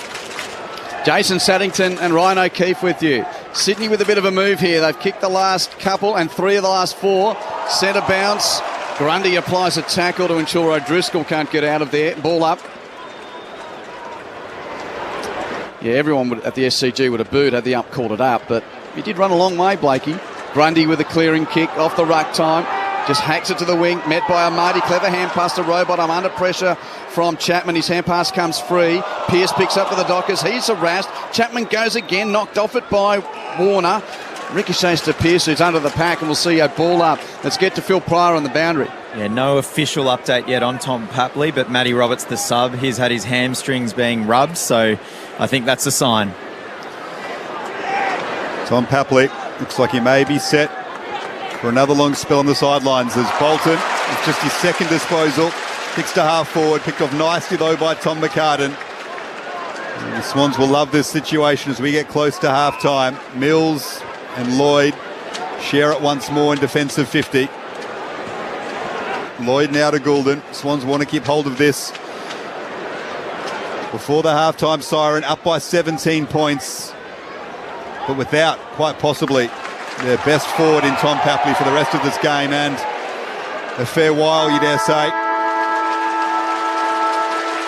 8-5-53 Sydney, Fremantle 5-6-36. Nick Blakey with a running goal. They got the SCG up on their feet just before half-time, stretches the margin out to 17 points in favour of the Swans.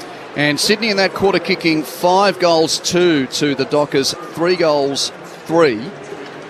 Goal kickers for Sydney, 2 goals for James Jordan, both coming in that quarter. And then singles for Chad Warner, McLean, Grundy, Blakey, Amati and Lloyd.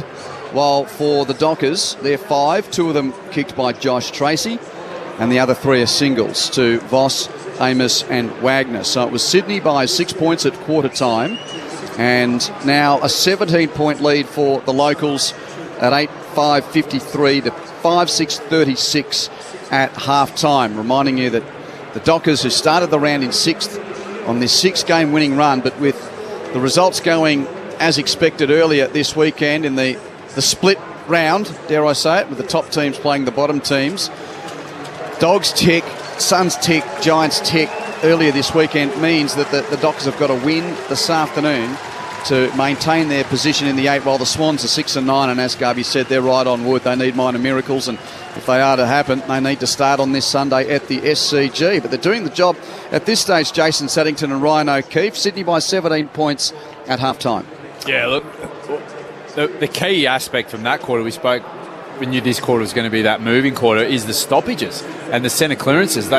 Swans absolutely dominated. If you do that at the SCG, you are getting scoring opportunities, and it's an automatic inside 50. So that's something the Swans have been really, really good at. And if Freo want to get back in this game, they've got to really address that area. And as we spoke about, regardless if they're getting ran with or not, Sarong and Bolton, they need to get their game together and start winning the ball. Yeah, and you mentioned the clearances. The numbers with that, it's a centre clearance 9-3. It was 9-zip for the majority of the game. But general clearance is 25-13. So Swans are just dominating around the stoppage. But even in general play, they've had a lot more possession, and they've been able to play it on their own terms, whether they want to go slow or go quick. It's kind of like it's up to the Swans what they want to do with the ball at the moment. Freo are really struggling to get it back and put any pressure on the Swans. It's a little bit one way, and that does come off the back of your midfield. And you've already mentioned the midfield woes or the struggles that the Freo key players are having. And I mean, if you're not going to get your hands on it, it's tough to get the ball forward and give your forwards a chance. I think the one thing that's kept Freo in the game is when they have found those few opportunities to get the ball moving quick, they've been able to get in and get shots on goal. But it's been hard work for them, whereas the Swans have just probably had a lot more footy and potentially could be a little bit further up. I think the big ones out of it, Papley, obviously the injury, and it looks like he's done his hammy, so that's huge for the Swans, just his energy and his ability to kick goals and create something in that front half, and his leadership and probably his niggle against Oppo defences, which you need. And from a Freo point of view, Shai Bolton, I did start to touch on a little bit, but watching him, his body language, he's just got to start working hard. There's a lot of walking, a lot of jogging, hands on hips. Your only way to get back into something, Peps, and you know this really well, is to put your energy into chasing, tackling and trying to make a contest, and he needs to find something in the second half, because if you think the ball's just going to come to you, it's not. No, exactly right. You just got to work your way through it. Sometimes if it's not your day, or you just sacrifice it, make it a 2v1. Just do something like that to be able to help your team out. But the positive, and it's a big, probably must have put a bit of work into this, is their goal kicking from Sydney. They're kicking straight, and you can see out of all the stats we talk about, the most important one's the scoreboard and scoreboard pressure. So and they're doing it, and they're capitalising on the good work they're doing. Ryan O'Keefe and Jason Saddington with you at half-time. Sydney by 17 points. If you've got a thought, we'd love to hear from you on the SMS 0437 774 774. Josh from Ballarat echoes your thoughts. Much better from the Swans. Accurate goal kicking helps, texts Josh. Indeed. He also asked if there's an update on Logan McDonald.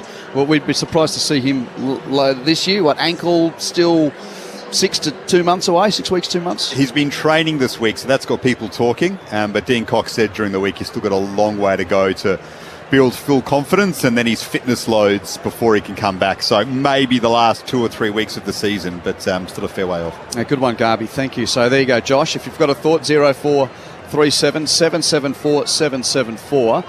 The game to come later today at the Adelaide Oval between the Crows and the Demons. News from the teams is in. There is a late change there. Wayne Miller is out of the Crows side.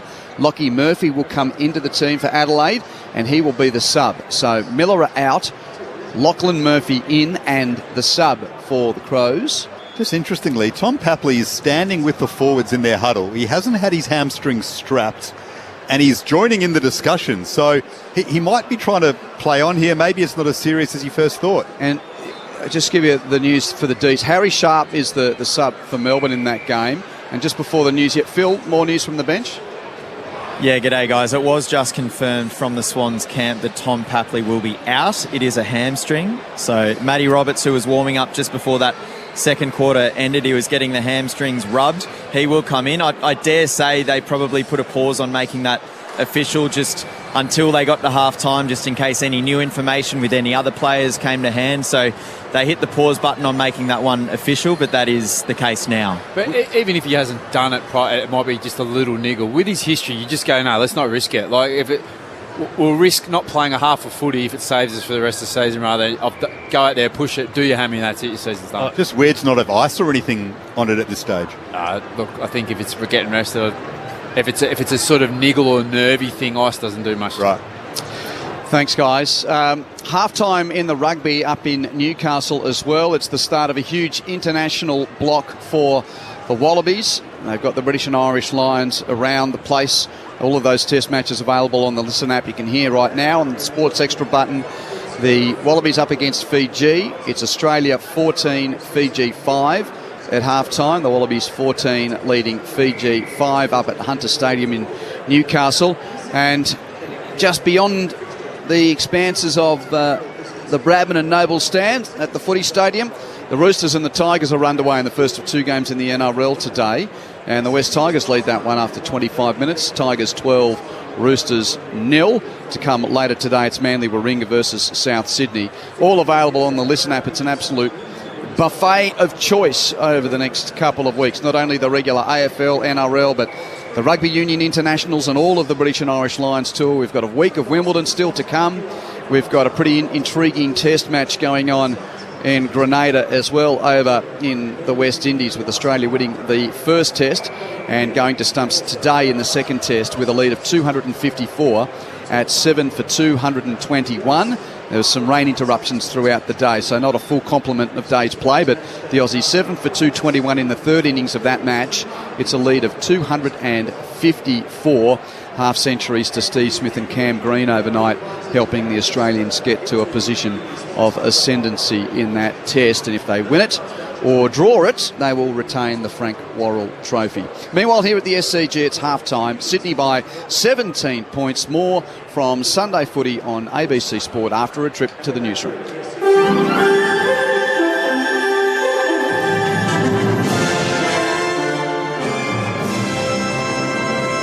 ABC News with Satyam Weinstein. Israel's Prime Minister is demanding federal government action after 3 anti-Semitic incidents across Melbourne, including an arson attack on an East Melbourne synagogue. Nate Woodall reports. 20 people were forced to flee the East Melbourne synagogue on Friday night after it was targeted in an arson attack. Police have charged a 34-year-old New South Wales man over the fire. He will face court today. It was one of 3 anti-Semitic incidents across Melbourne on Friday. On the same night, a group of protesters targeted an Israeli restaurant with offensive chants, and 3 cars were torched at a business in Melbourne's northeast. Israeli Prime Minister Benjamin Netanyahu released a statement overnight saying the reprehensible anti-Semitic attacks are severe hate crimes that must be uprooted. He called on the Australian government to take action to prevent future attacks. Israeli Prime Minister Benjamin Netanyahu's office says Hamas has made unacceptable changes to the latest ceasefire proposal for Gaza, but it's confirmed Israel will send a delegation to Qatar for talks on the US brokered deal. Hamas has sought guarantees that the initial truce will lead to a total end to the war and the withdrawal of Israeli troops from Gaza.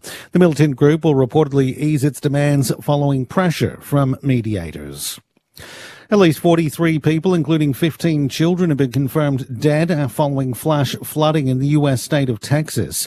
Rescuers are continuing to search for survivors along the Guadalupe River, which is popular with campers. Among the missing are 27 girls who were attending a Christian summer camp. Democrat State Senator Roland Gutierrez says funding cuts to the U.S. Weather Agency by the Trump administration have made the situation worse. When you sack 600 people from the agency that is supposed to give out the alerts, when you just don't have enough employees to look and to study and do the meteorological work that is necessary, you will have such an effect, unfortunately. A group of migrants deported from the U.S. has arrived in South Sudan. Officials say only one of them is from South Sudan, with the rest from Cuba, Myanmar, Laos, Mexico and Vietnam. The BBC's Will Ross reports. It had been quite a lengthy legal battle with lawyers for these people arguing that their rights were in danger of being abused. They might be tortured. They might face persecution. The US website, the State Department itself, tells people not to travel to South Sudan. The country is seen as being on the brink of civil war, and the US State Department itself warns of the high risk of insecurity and armed conflict. A Victorian man convicted of accessing child sex abuse material held a working with children check for 4 years while police investigated him. Julian Bergen reports. Prominent Aboriginal elder Ronald Marks was arrested in 2021, charged in January 2025 and convicted in the Horsham Magistrates Court last week for accessing child abuse material. During the 4 years between arrest and charge, Marks held a valid Working with Children check and attended multiple kindergartens in West Victoria to educate students on cultural issues. Under Victoria's current system, a Working with Children check can only be revoked following criminal charges or a regulatory finding. CEO of Wimmera kindergarten operator Alicia Napoli says that gap puts children, families, educators and community at risk. Julia Bergen reporting. And the Victorian government says it plans to modify the system following a review with all recommendations to be adopted and implemented in August. Investigations are underway after a man was hit by a police car in Sydney's CBD. Police say they were responding to a brawl at King's Cross in the early hours of the morning when a pedestrian ran onto the street, colliding with a police car. The 35-year-old man was taken to hospital in a stable condition. Superintendent Julian Waters says the driver of the police car, a constable, was treated for shock. You know, the male person that I'm sure he didn't mean to run across the road, and I'm very grateful and relieved that he is in a stable position, but also obviously my welfare of my officer, anyone that is involved in a motor vehicle crash of anything will always be in shock. And iconic British heavy metal band Black Sabbath have performed a farewell gig in front of 40,000 fans in their home city of Birmingham. The gig reunited the original members of the band with frontman Ozzy Osbourne, who has Parkinson's disease, singing while seated on a black throne decorated with skulls and a bat with jewels for eyes. ABC News. Every day, all around Australia, extraordinary people create moments that inspire. See them, hear them. All you have to do is nominate them at australianoftheyear.org.au. Ben Cameron and Corbin Middlemash from ABC Sport here. Alongside Paul Roos, Brett Delidio and Poppy Penny, we bring you all the latest AFL news from both on and off the field on the ABC AFL Daily podcast. You can hear it all on the ABC Listen app. Time to steady and pull the trigger! Get ABC AFL Daily Podcast. It's your daily footy conversation. Find it on the ABC Listen app. This is the 2025 AFL Premiership season on ABC Sport. Chad with the kick inside 50. It bounces. Nice hand pass from Hayward to Jordan. In the pocket, James Jordan with a lovely finish. Running towards the boundary line, screwing it across his body on his right boot. And the Swans find the opening goal of the second quarter. Fremantle go down the corridor. The long kick to Pearce, now Johnson. Handball to Murphy-Reid. This is slingshot footy. Reid over the top, finds Amos. Well, they burst through the Sydney defence there, Fremantle. The risky kick down the corridor came off. Jay Amos for his first. Doesn't miss. Ball in dispute. Well done, Sarong. Got it to Jackson, who's been excellent. Now to Erasmus. Out in front of Murphy-Reid. Dropped it on the half volley. Blakey there with him. Left back pocket for the Swans. Reid does well to keep it in. And then ran it over the boundary line. Umpire said play on. Well, from our position, it was clearly over the boundary line. I think Reid has caught the umpires out there. He's managed to switch it, and Wagner will have a shot. Dockers fans won't mind too much, though, if Wagner can slot this, which he does. That last play, Papley, when he's sprinted forward and kicked the ball, he's pulled up short with his hammy, comes straight to the bench. And he looks devastated. Oh, he's almost in tears, Tom Papley. This is a very big story. This is ABC Sports coverage of the AFL. On your radio. ABC Sport Digital. And on the ABC Listen app. Auskick kids are just scurrying from the sunny turf here at the SCG as we're getting closer to the third term here. Welcome back. It's Sunday Footy on ABC Sport. Quentin Hull and Daniel Garb calling the action with Jason Saddington, Ryan O'Keefe, Phil Pryor down on the boundary. Swans by 17 points at half-time. They led by 6 at quarter-time. The Dockers questing for a third straight win in Sydney against the Swans and a 7th straight win in this season. And they need to win to, well, either stay in or return to the top 8, whichever way you want to look at it. They started the round inside the 8, but the results of the weekend so far mean that if they don't win today, I'll finish the round outside of it at Sydney, 8-5-53 to Fremantle's 5-6-36. Tom Papley's hamstring, the talking point at half-time. We'll go through that and also a few more of the numbers here. Daniel Garb calling alongside yours truly. Garby players out and not too far away from the second half, but just wondering whether that sub's officially come through from the Swans. That it has. So Roberts is out there, Papley subbed out. It's hard to know at this stage how serious it is because we saw vision from inside the Swans changing rooms, which showed Tom Papley standing up, talking with teammates, high fives. Didn't look to be devastated. The hamstring wasn't iced. So maybe it's just a precaution. That being said, the scans might show something up that is of a serious nature. When he came from the ground, he was close to tears at one stage. So initially he thought it was bad. Maybe those fears have been allayed. I must apologise to the boundary umpire. It may have been out from Murphy Reid, but it's not categoric as we thought at the time. A couple of replays have shown there may be a millimetre of Sherrin that was still in line with the boundary line. And if so, hey, great call, boundary umpire. Wagner slotted it, but the Swans were able to still stretch out their lead to 17 points at half-time. Mills with 15 touches for the Swans, Lloyd 14. Goulden has worked his way into the game nicely with 14 disposals. Grundy superb again with 13 touches and 5 score involvements. James Jordan is tagging Caleb Sarong. He only has 6 possessions, but he has a couple of goals. And Sarong just the 4 possessions to half-time for Fremantle. That is unfathomable for a player of his possession rate. Shea Bolton in his 150th, just the 3 touches. He has been barely sighted. Wagner has 14 for Fremantle. Ryan 12. Brayshaw has got in the game nicely. He has 10 touches. And Luke Jackson, who's been great to watch in recent weeks, 9 disposals, 3 tackles, 2 score involvements, matching Grundy in a pretty absorbing battle. Of course, Darcy goes in there a fair bit as well, but Brody Grundy, Ryan O'Keefe and Jason Saddington holding his own against this dual Dockers threat. Oh, he's definitely got the upper hand at the moment, and he's in some great form, Brody is. But the Swans midfield is definitely on top, as we touched on just before we broke after half time. Is about they're just dominating the clearances and specifically the centre clearances. So, and that's a key thing. And then the other thing is, I think what they're doing as well, the Swans, like they're not turning the ball over, which has been a little bit of an issue for them this year.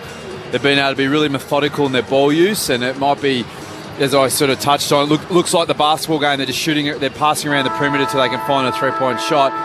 But they'll get it in there, they're locking it in, and then they're getting forward 50 stoppages. They're so dangerous at it. So, look, I think the Swans at the moment are playing a really, really good brand of footy. They're good players, and particularly around the midfield, are on top. It's now up to Freo what they bring this quarter, and they're going to have to get a big lift from a lot of their players, and if they're going to have any chance of getting back into this game. Yeah, I mean, and for the Swans, I mean, they just need to maintain what they're doing, don't they? Try and keep controlling the game, being strong around the stoppage, and their forward pressure, they're getting it in, but their forward pressure's been good too. They've had 13 forward 50 tackles. That's a really good number.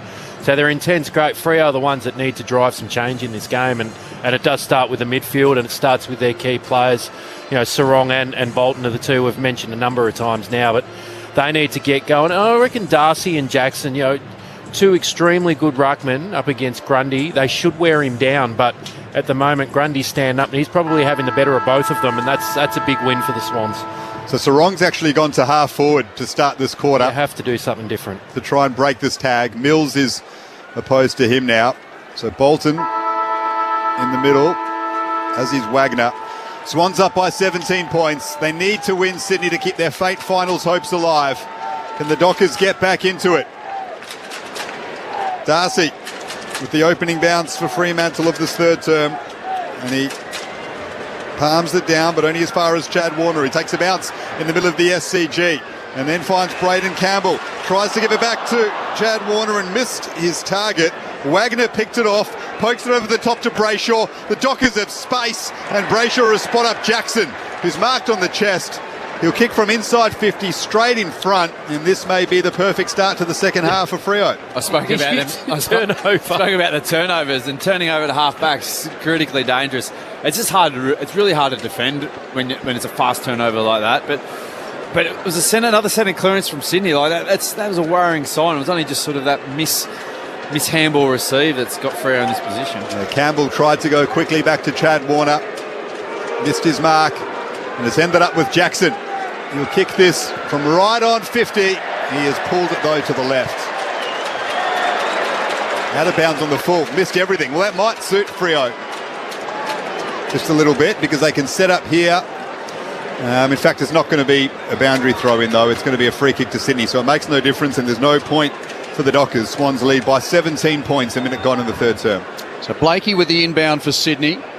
Long kick to half-back. McLean flies. No one against him, couldn't mark, but straight down to Heaney with the spillage. Heaney kicks around the wing, over the head of Hayward. He's hassled there by Chapman. Chapman wins it for the Dockers. Hayward makes the tackle. Loose handball. Goes to the deck. Players pile in, as does the ump, with his arms crossed. Ball up near the interchange gates. Shadow slightly coming across from the ladies and members stand on the western side of the ground. Grundy's tapped down. Immediately nowhere to go for Matt Johnson, who roved it. He's wrapped up quick about his work. Oh, Grundy to Johnson again. And this time Johnson does get boot to ball. Kicks a rumble at a half forward for the Dockers. Nice work from Hamling, though, for Sydney. Taps it to Mills. Mills gives it back. Nice exchange. Mills receives. Kicks into the corridor. Well, for a moment, Matt McInerney 30 got taken high. Dockers have got it on half forward now. Clark gets the hand pass. Tracy rumbles it by hand to Sarong. Rush kick on goal. He's kicked it. Sarong has kicked the goal on the snap from 35 metres out after the costly turnover, with the Swans switching it infield through half back. And Caleb Sarong, who, as we've been mentioning, has had a tough day about it, but that's a valuable strike early in the third quarter. Margin is 11 points in favour of Sydney at 8-5-53 to 6-6-42. You've dead set put the Moz on them. 2 turnovers, 2 shots on goal. And that's sort of been a little bit of their issue all season. Some turnovers in bad spots, which just gives the opposition a look at goals.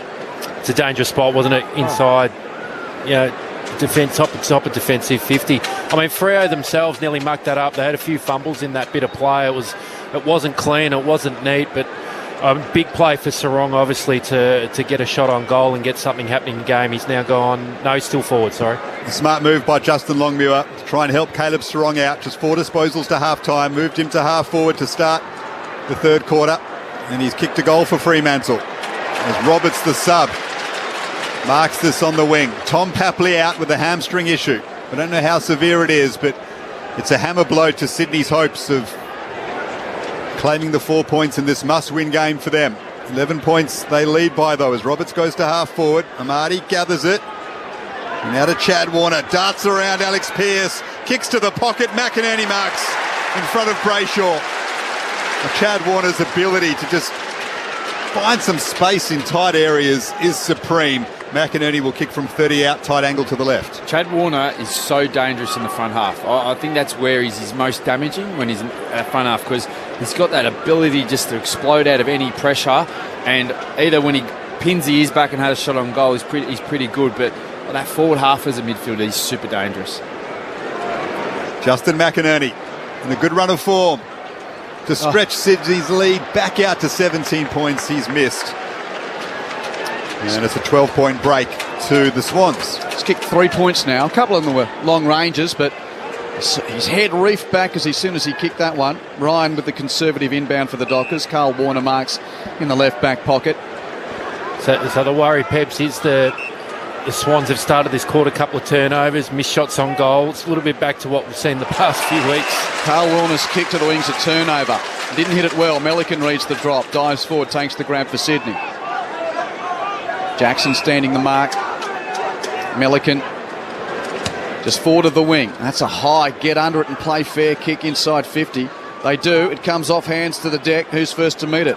Johnson of Fremantle, tackled by 2 Swans players. No prior, and a ball up 45 metres from Sydney's goal.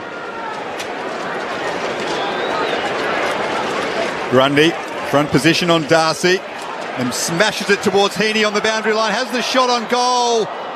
Off hands and through for a rush behind. Almost a carbon copy of the goal they combined for last week. Grundy down to Heaney, who slotted it from the boundary line. This time they just rush it over for or behind the Dockers. And Clark now has to try get around Braden Campbell. Amadi's down there hurt.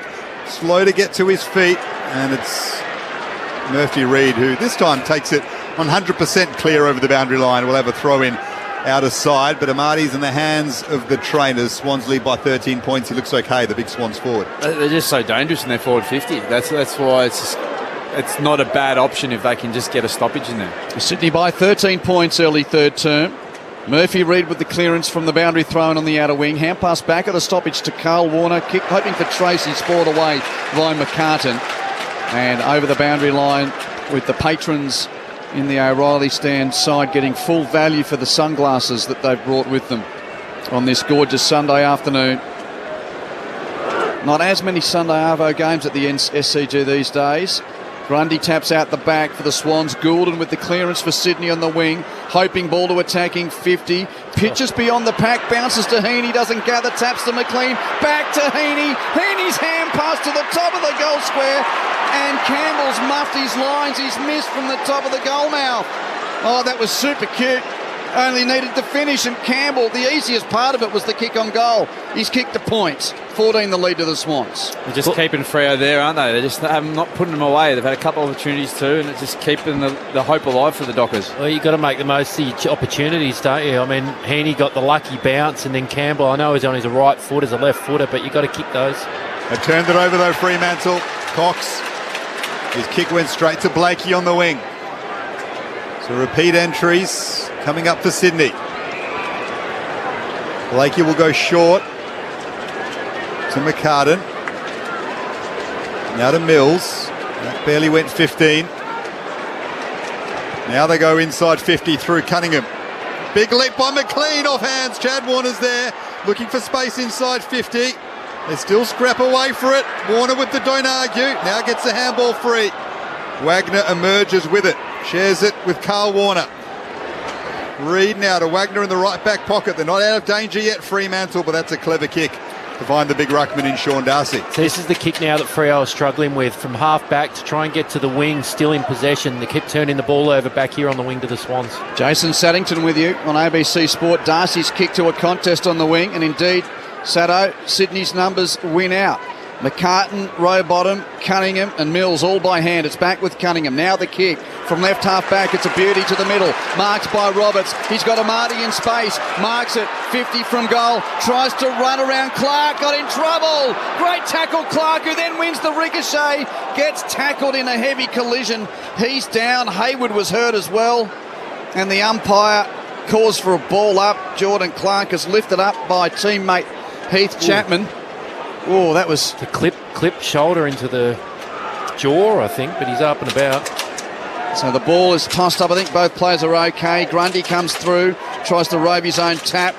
Is almost on his back reaching for it. Darcy beats him for it. Hands it to Johnson for the Dockers. At left half back, hand pass close to the boundary. Brayshaw keeps it in. Handed to Sarong. Hand passes infield to Wagner. Now they break the congestion. Hand pass to O'Driscoll, who goes backwards with the hand pass to Brayshaw. Attritional, but here's the release kick. Brayshaw to Bolton. Bolton in his 150th takes a bounce. Now to Carl Warner. They could mess us up, Fremantle. Eventually it finds its way to Ryan. And now Johnson. Clever kick to Frederick. Marked it just outside 50. Wanted to play on quickly, Frederick. Now goes back on his line. It's a high ball. Just outside the goal square. And it sits up nicely for Tom McCartan to take it away. And kick to Errol Goulden just outside. Defensive 50 for Sydney. That was far too easy to bring that out of a dangerous area. Oh, it was a nothing kick by Frederick. I sort of, don't know, it was a bit of hit and hope to nothing, really. Even having said that, Freo should have been set up better behind the ball. That kick shouldn't have got out to Goulden that easy from probably a slowish sort of play entry. Sydney by 14 points. 10 minutes third term. Goulden went short to Rowbottom. Now a long kick to the wing in a contest. Off the hands of the pack. Umpire quick to come in as Ryan is wrapped up by Buller, and a ball up to take place. Tossed in the air quickly. Well, probably Darcy with the hand there. Picked up by O'Driscoll, tackled, but got his hand pass free. Banfield picks up, hand passes to Brayshaw, runs the wing, kicks the Dockers to half forward. Tracy, Amos presents. Mark 60 from goal, kicks to the pocket. It's very wide and is out of play, is it, on the half volley? The umpires don't know. Well, Pat Voss is claiming the mark, and the umpire field umpire is now chatting to boundary umpire. There's 2 boundary umpires in tight there. Can you go to the arc for a mark? That's a mark, I reckon. That's a mark, yeah. Got the hands underneath it. But they're not going to pay it. It's going to be a boundary throw-in. You've seen the replay. I didn't. Yeah. I was watching the umps. So a throw-in is the result, though. Caleb Sarong points to the big screen. He says, have a look. He's clearly marked it. There was an umpire in perfect position as Bolton tries to come away with it from the stoppage. And he's caught holding the ball. Committees take longer than dictatorships. That's why more umpires makes it harder to get decisions. Well done by Goulden. Great tackle on Bolton. Won the free kick in his own defensive 50. It's a tough break for Fremantle. That was a mark to Voss. Here's Cunningham, left half back. Swans up by 14. Will Hayward without a goal today. Went goalless last week as well. A bit quiet at the moment. The Swans forward. As Goulden continues to rack them up. Possession number 18 for him now. He does this so often. His running power just gets him in the game. He's marked it at half-back, but they'll just switch it once more with Fremantle well positioned to Hamling. In the corridor and then back to the left half-back flank to Cunningham. Infield on the 45 to Blakey, but no run for him. He marks. Brayshaw stands the mark. Blakey's kick is good around the edge of the centre square. Marked by McInerney inside 50 with the kick to McLean, who takes the grab on the lead in the corridor, 45 from goal. He wants to play on and does. There's a man all on his own. It's Lloyd who's found his way into some territory in the left forward pocket, and McLean hits him up, and the veteran defender will try and kick a goal. I think that's a good option there. Hayden passed to Lloydie. Lloydie, I'm not going to put the moz on him, but it's a beautiful kick.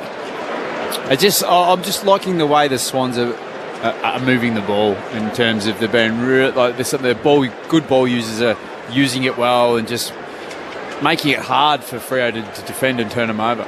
Jake Lloyd for his second goal of the day. I think it's the same spot where he kicked his first in the first term. He's at the side up. He doubles up. And the Swans now lead by a game-high 20 points. Early in the third quarter, it's Sydney 9 goals, 8-62, leading Fremantle 6-6-42. 13 minutes, third term, Jason Saddington and Ryan O'Keefe. There was some nice ball movement in there from the Swans here. Even Blakey got the ball sort of mid part of the ground. He put the hand up like, let's go slow, but he quickly turned and assessed, and he saw they had a free player another 30 metres ahead, was quick to get it on. Fremantle just really caught napping defensively, and I think that's what's allowing the Swans to get through a little bit. First to get that free player for Blakey to hit, but then to have the free player sitting inside 50 for McLean to be able to pick off and hit nice and easy. Just that defensive lapse from Freo, and we saw it. They had a poor setup when they went inside 50 earlier. I think just that defensive element for the Dockers at the moment's off. Just the third time in his career he's kicked 2 goals in a game, Jake Lloyd. Sydney up by 20 points. Here's Bolton. Dockers need to get moving. Inside 50, Blakey at front position. Ball in dispute. Fredericks there. Bumped off it by Cunningham. Shares it with Hamling, but they've turned it over to Tracy. Well done by Mills to recover well and then catch Tracy holding the ball as he tried to break away from the tackle.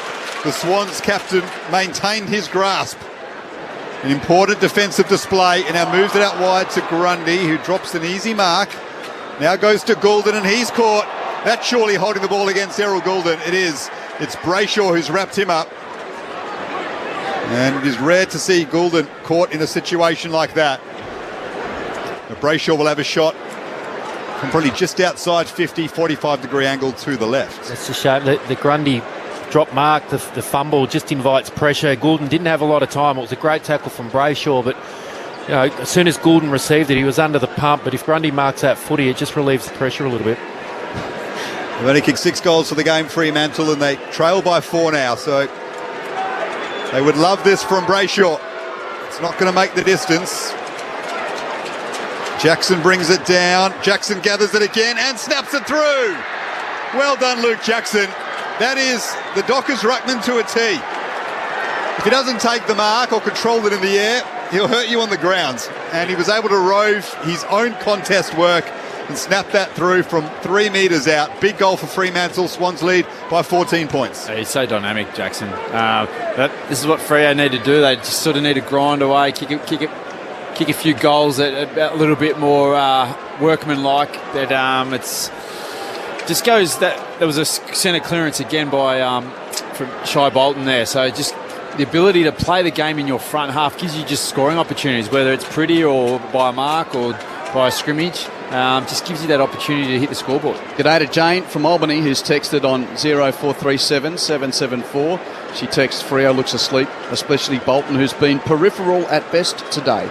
Once again, we're dockery. I like that, Jane. That's an important one, 0437 774 774. If you've got a thought on Sunday footy on ABC Sport, at 15 minutes away from the Crows D's game as well. Here's Bolton. He's not periphery there. He's under a tackle of Heaney, getting a hand pass to Wagner. Hands it out the back to O'Driscoll under pressure. All under heat, the Dockers. Banfield's run down from behind by Amati. Had Pryor holding it. Great pressure from Sydney. Joel Amati still's not right. He's got up limping. Just on O'Reilly stands side of the centre square. Kicks inside 50 for Sydney. To a big pack. Jackson's back there for the Dockers.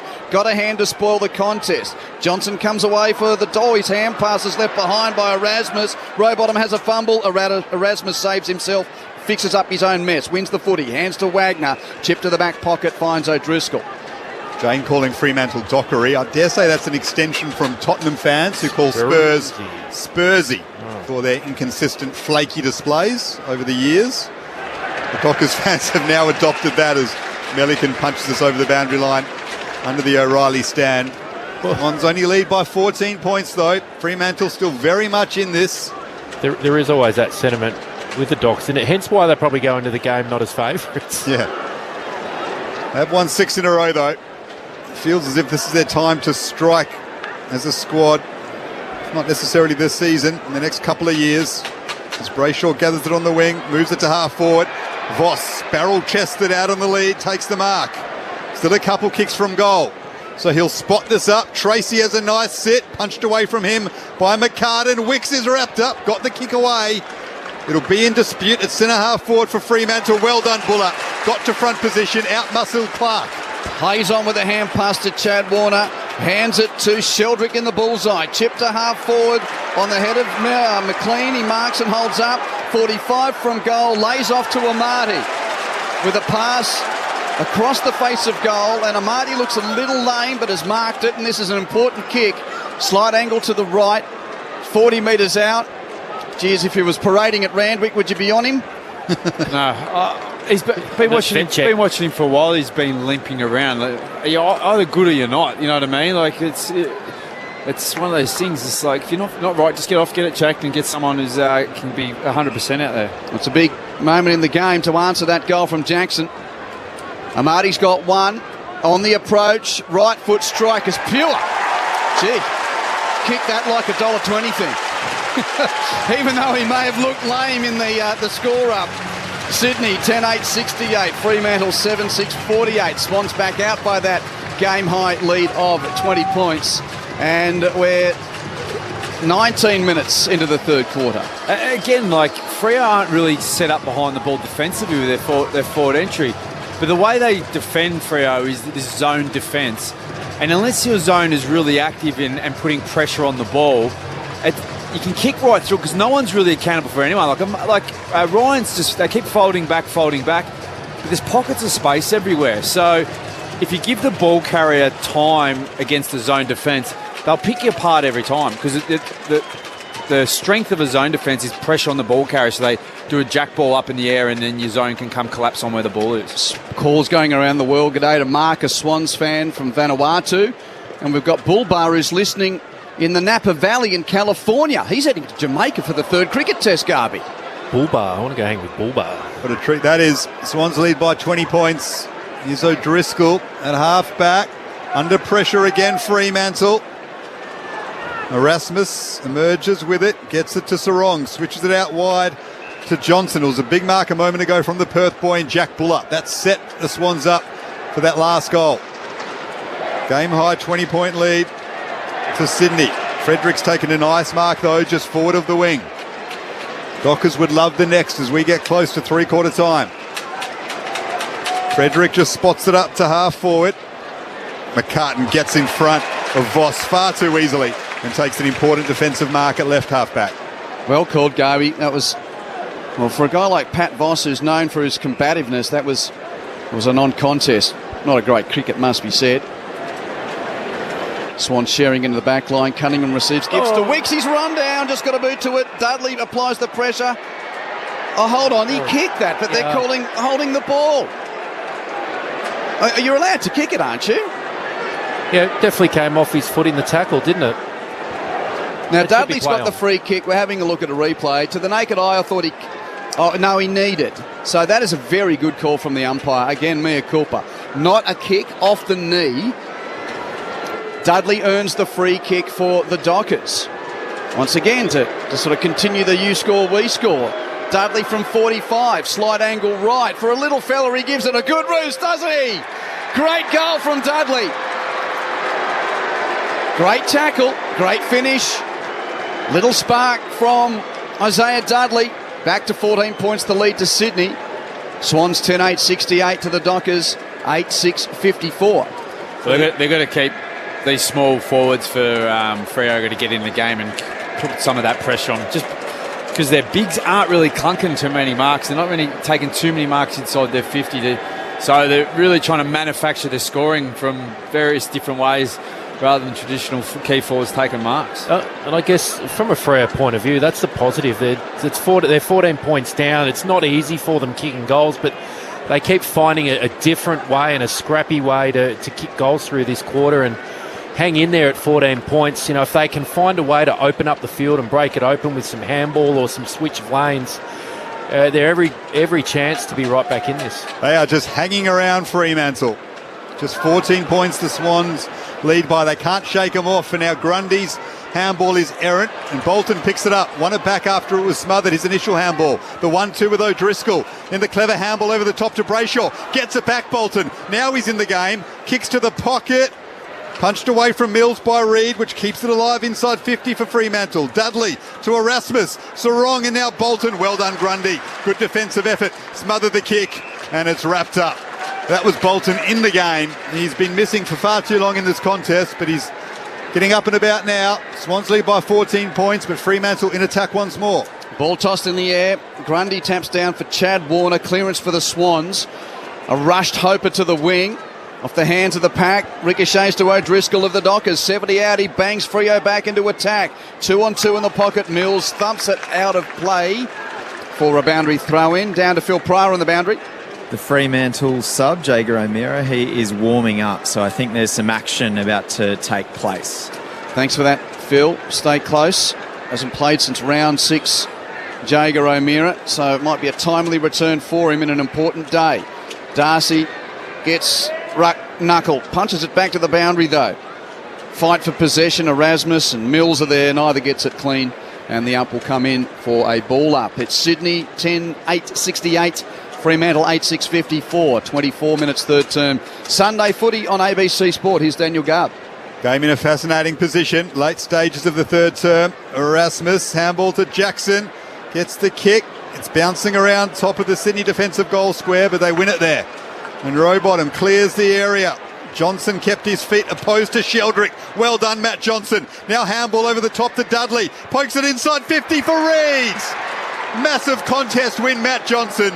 Opposed to Sheldrick. And now Reid will have a shot to bring the margin back to 8 points in favour of Sydney. Another dangerous kick across there. There wasn't an option for Rowbottom to release out there. So that's a good one-on-one contest there by Johnson.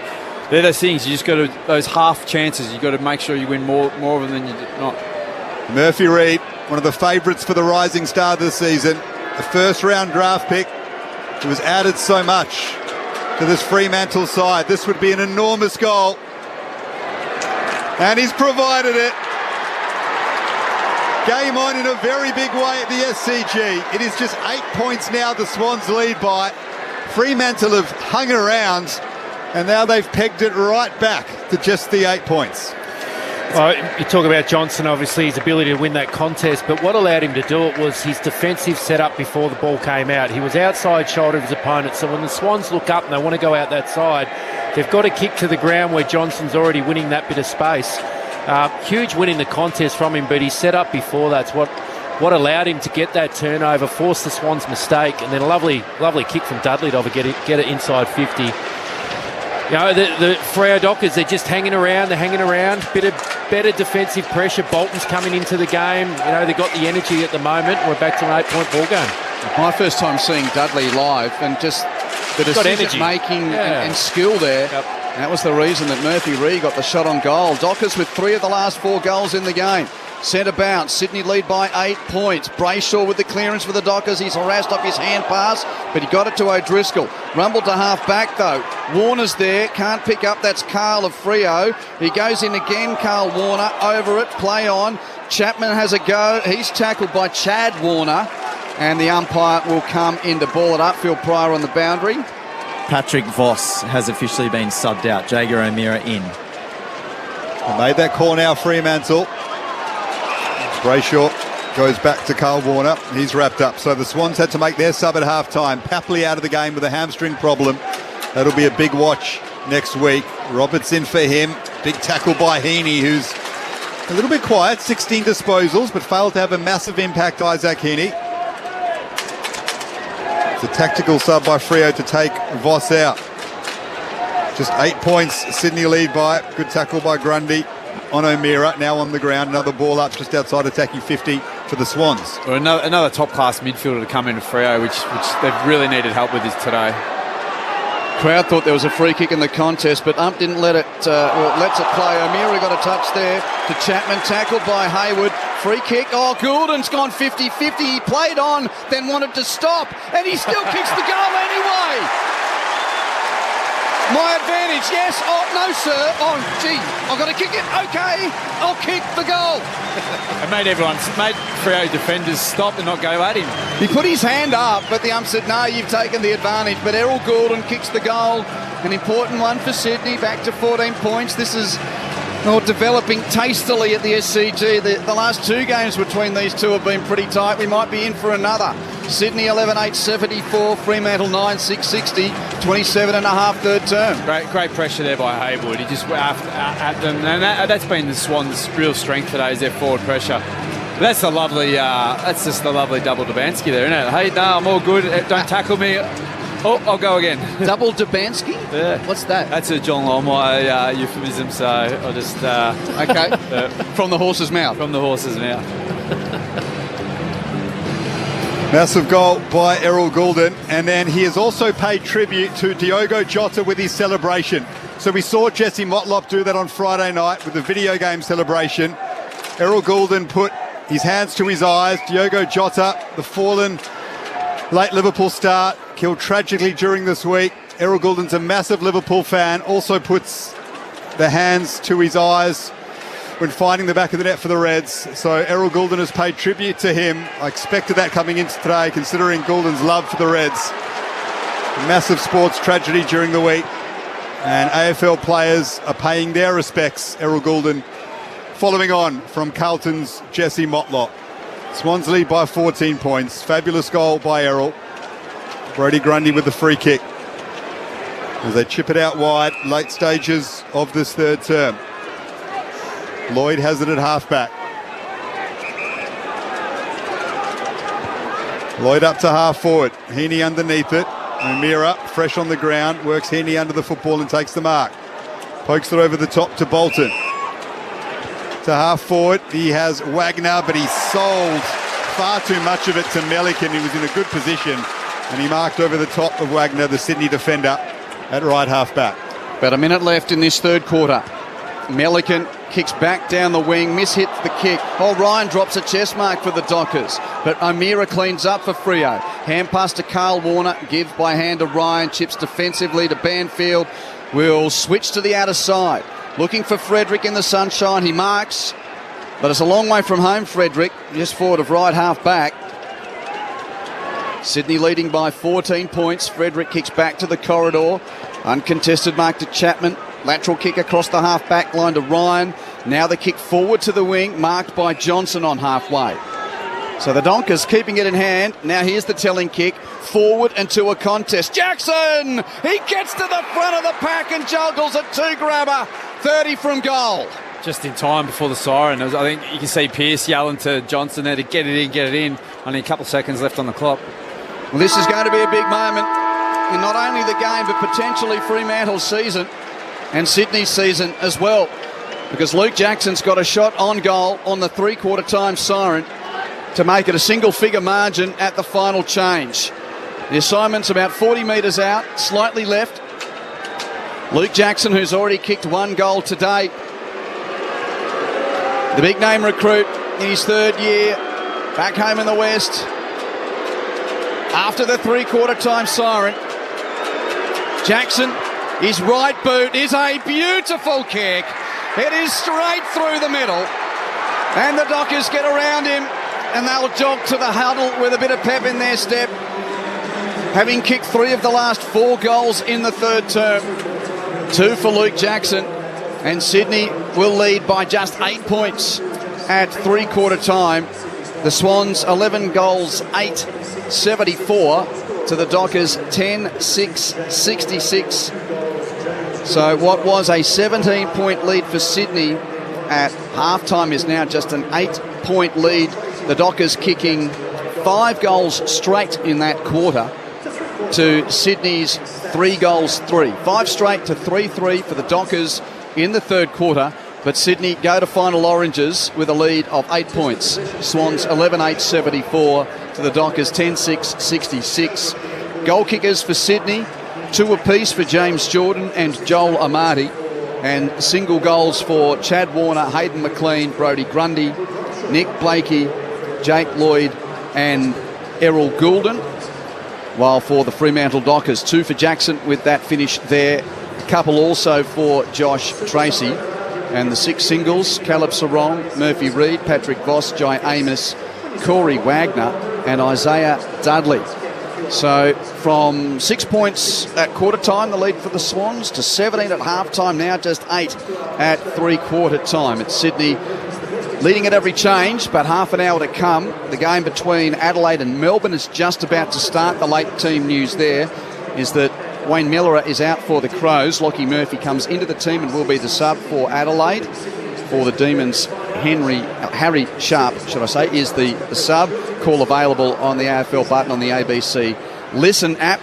And around the grounds, getting late on in the rugby. Gee, the Wallabies might be given another bit of tough medicine before the Lions series. Fiji lead the Wallabies 18 points to 14 with 10 minutes left in that test match up in Newcastle. Fiji 18, Australia 14. 10 minutes to go in Newcastle. Call available on the Listen app. Meanwhile, over yonder at the Footy Stadium, first of the 2 NRL games of the day. Early stages, second half, West Tigers 28, lead the Roosters 10. Three-quarter time here. It's Sydney by 8 points. Big final term coming up on Sunday Footy on ABC Sport.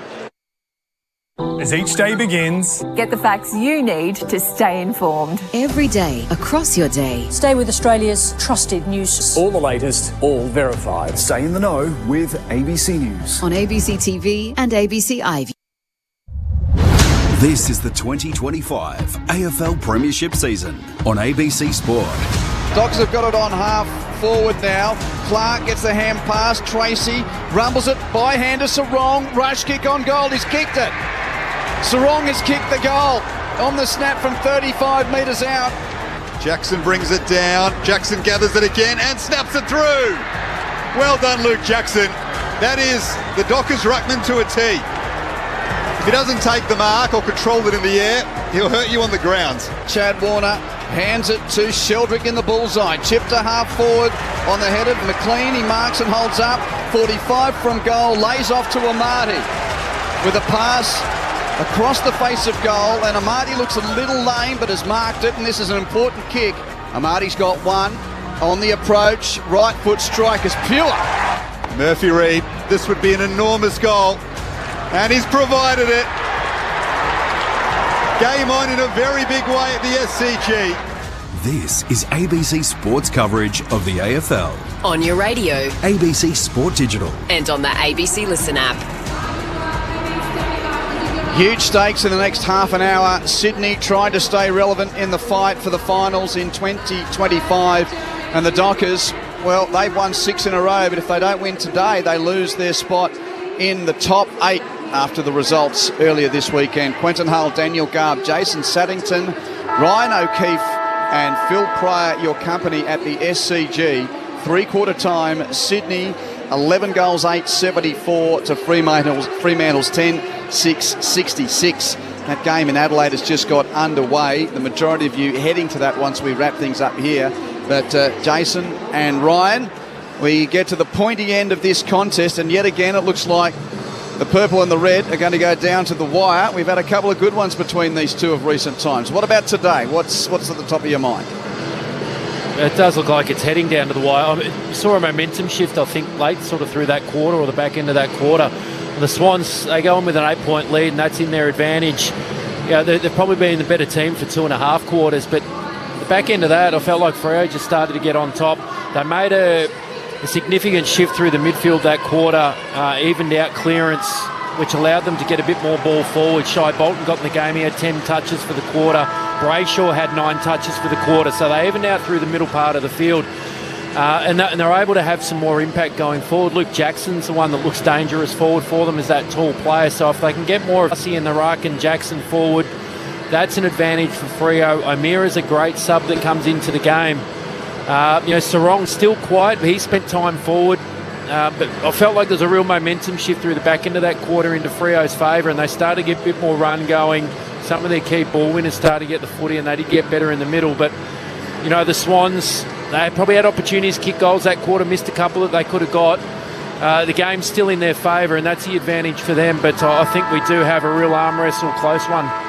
Yeah, look, I think maybe for Freo they've been very stagnant going forward. Maybe now that they think we've got to win the game, they might go with a bit more speed and attacking, which might open up for them. But look, we knew this was going to go down the wire, and it hasn't disappointed. Bolton with 10 disposals in that third quarter. He woke up in his 150th, and here he goes again with the balk and the bounce. Middle of the SCG, drives it, looking for Tracy. It just bounced in front of him. Swans leading by 8 points, started the last. Tracy handball back to O'Meara. Dockers surging. Here's O'Driscoll's kick. Well picked off by Roberts. So hasn't Bolton woken up as Goulden takes the mark now for the Swans at left half back. Possession number 20 for him. It's a short pass. Rowbottom takes an uncontested mark just beyond defensive 50 at left half back. Rowbottom called to play on. Right foot kick, high to a contest on the wing. Grundy got to the front for the Swans, couldn't mark. Chad Warner-Rose for Sydney. Runs away, chips to half forward. Marked by Campbell. A kick and a half from goal. Takes a moment or two before kicking high to a 2-on-2 contest in the pocket. Dockers mark out the back. Chapman read the flight brilliantly and takes a terrific defender's mark in the right back pocket for the purple. Almost silences the SCG crowd. Chapman with a kick, back to half back. Darcy the target, nudged off it by Grundy. Ball to deck, bashed towards the wing by Fremantle's O'Driscoll to his own advantage. He gathers it, hands to O'Meara. Well tackled by Blakey. Hand pass comes free. Bullock crashed through, couldn't win it, but nudges it Sydney's way. Mills with a hand pass infield. Goulden's kick is poor. He's turned it over. Ryan Marks in the middle of the ground. And the Dockers can go through. Brayshaw kicks long into attack. It sits up nicely for Frederick. He opts out of it. Free kick. And it's a free kick to Amos. He was being held, according to the umpire, by McCartan. And Jai Amos will kick for his second from only 25 out, slight angle, to bring the margin back to just 2 points. So it's good work as the key forward and front spot. So McCartan, to try and get front spot back, he had to put the arms around Amos and to get to that front spot. And obviously the umpire's seen it as a hold, because if you get your arms around, you're generally going to get done. He's kicked 18, 10 for the season, Jai Amos. This is a big shot at goal for Fremantle. And he has pulled it to the right. Well, a player of his promise needs to start making sure of those ones. Sydney lead by 7 points. That's a let-off for the home side. It affects your energy when you miss those goals. Kicks it, yeah, they're up and about. Misses it, it can be a little bit deflating. Mills runs 20. Long inbound to the wing, and Hayward presents in the pack. Takes a great one-clunk mark. There's 4 or 5 men around him there, Will Hayward. So now controls things just defensive side of the wing for Sydney. Kicks to a one-on-one, and bullet too good for Pearce. What a moment for the young man in his third game. The boy from Cottesloe against the Dockers captain takes a great contested mark. Buller with his right boot. Kicks it high to attacking 50 for Sydney. Hayward across the front of the pack, couldn't mark. Chapman out the back for the Dockers, lost it. O'Meara picks up. McLean makes the tackle on him. Comes in, ball up the result. Left half forward for Sydney on attacking 50 for the Swans.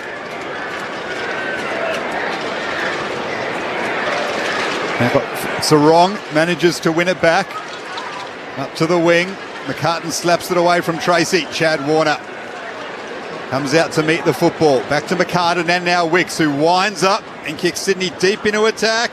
Hayward with the crumb and not the finish. It runs across the face. Will Hayward looking for his first goal in a couple of weeks. That was a golden opportunity. Failed to convert.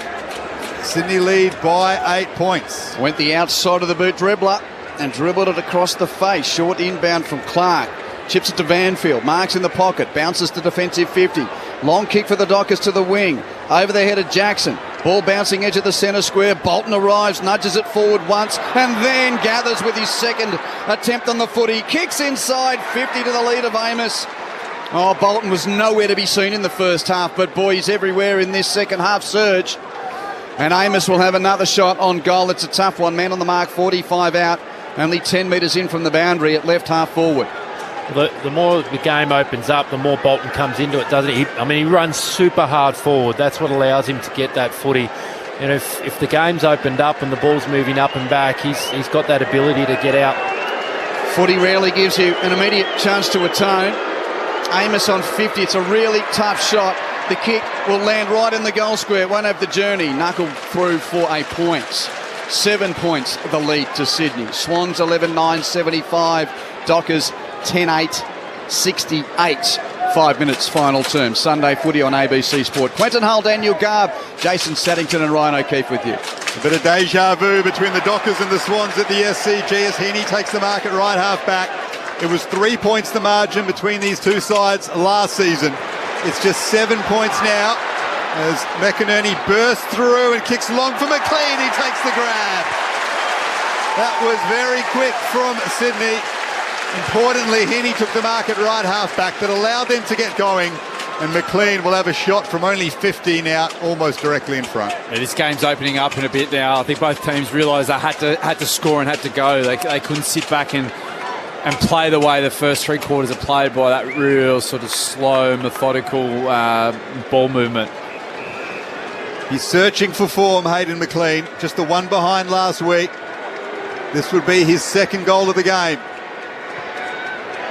No mistake made from there. Sydney back out to a 13-point lead and maintain their 2-goal advantage from the start of this quarter. But Freo is still well and truly in this, and it just feels like it's going to go right down to the wire with both teams in with a chance of winning. And that's a critical goal that McLean had to go back and kick. We saw late last week he had a shot, not so dissimilar to that, and he missed it. And I think that's been a bit of a standout today for the Swans. Set shot goal kick has been a lot better, and what it does, it just puts scoreboard pressure back on Freo. Meanwhile, in the last minute of the rugby test in Newcastle, Fiji led Australia 18 points to 14, and Wallaby captain Harry Wilson has scored a try in the last 60 seconds to put the Wallabies in front. Conversion is good. Wallabies lead 21-18. There's about 40 seconds left in that. Here it's a 13-point lead to Sydney. Centre bounce. Ump's whistle's gone. It's a free kick to Freo. Going to Jackson, who was taken over the shoulder. Oh no, Darcy it is, who's in there at ruck time. So 13 points the lead to the Swans. 7 minutes into this final term. Darcy's kicked to half forward. O'Meara right down the corridor, marks 45 from goal. I thought he overcooked the kick there, Darcy, but O'Meara, great stretch. The Swans had a heap of numbers back, but they all probably got back a bit too deep, and it just left that top of the 50 open. Someone needed to come up a bit higher. So, first game at AFL level since round 6 for Jager O'Meara. His foot with an issue, his hamstring's been an issue as well for him. Always highly talented, big moment for him. On 50, right foot kick, he smashed that through. Great kick from Jager O'Meara. back to a single-figure margin. It's the answer to the McLean goal.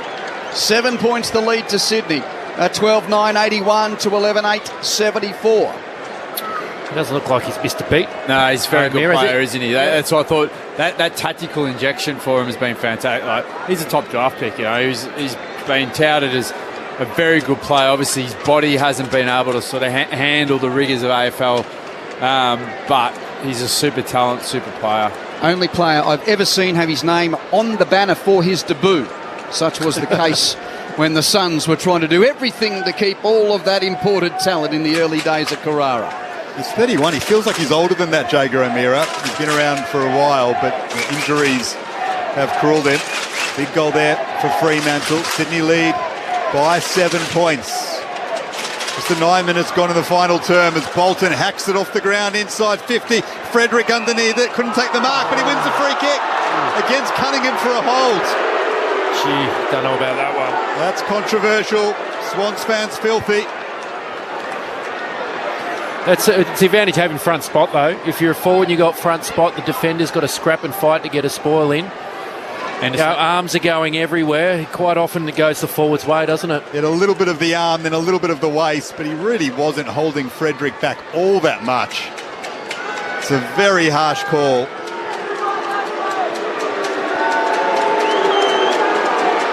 Frederick to bring it back to a 1 point game. Oh, yes! These Dockers do not go away. And they might just do for Sydney in a thriller again at the SCG 12 months on. Frederick with a big major. The Swans lead by just a point with not even 10 minutes gone in the final term. Sunday afternoon footy on ABC Sport. Well, it's Shai Bolton's got back into the game, hasn't he? He's from not touching the ball so early. He's had 16 touches and another centre clearance. His centre clearance is critical. We've said all game, this is the real key to this game. Well, the last 2 goals Freo got from centre clearance. Darcy hit up O'Meara from the free kick in the middle inside 50, and Bolton got the quick kick from sort of mid-air out, which allows them to get the free kick and goal. So it's the Swans getting a bit of their own medicine from the first half. Freo now on top in the middle, and they're able to get goals from it. Dockers playing for their spot in the 8. Sydney playing to keep September as a miracle option. Centre bounce. Good bounce, both ruckmen miss it. Jackson butters up at ground level for the Dockers. Nudges it forward. No clean pick-up, though. Tough hand pass from McInerney backwards. Blakey there for the Swans. Hands it to Robert. Sydney ball. Rush kick from D50 out to the wing. Banfield knuckles it away from Lloyd, but it ricochets back to Lloyd. He got a good hand pass. Lloyd chips it upfield. Mark taken by Campbell. Just forward of halfway. Plays on. Runs away from Clark on the mark. Campbell with a deep entry for Sydney. Amati marks it in the pocket.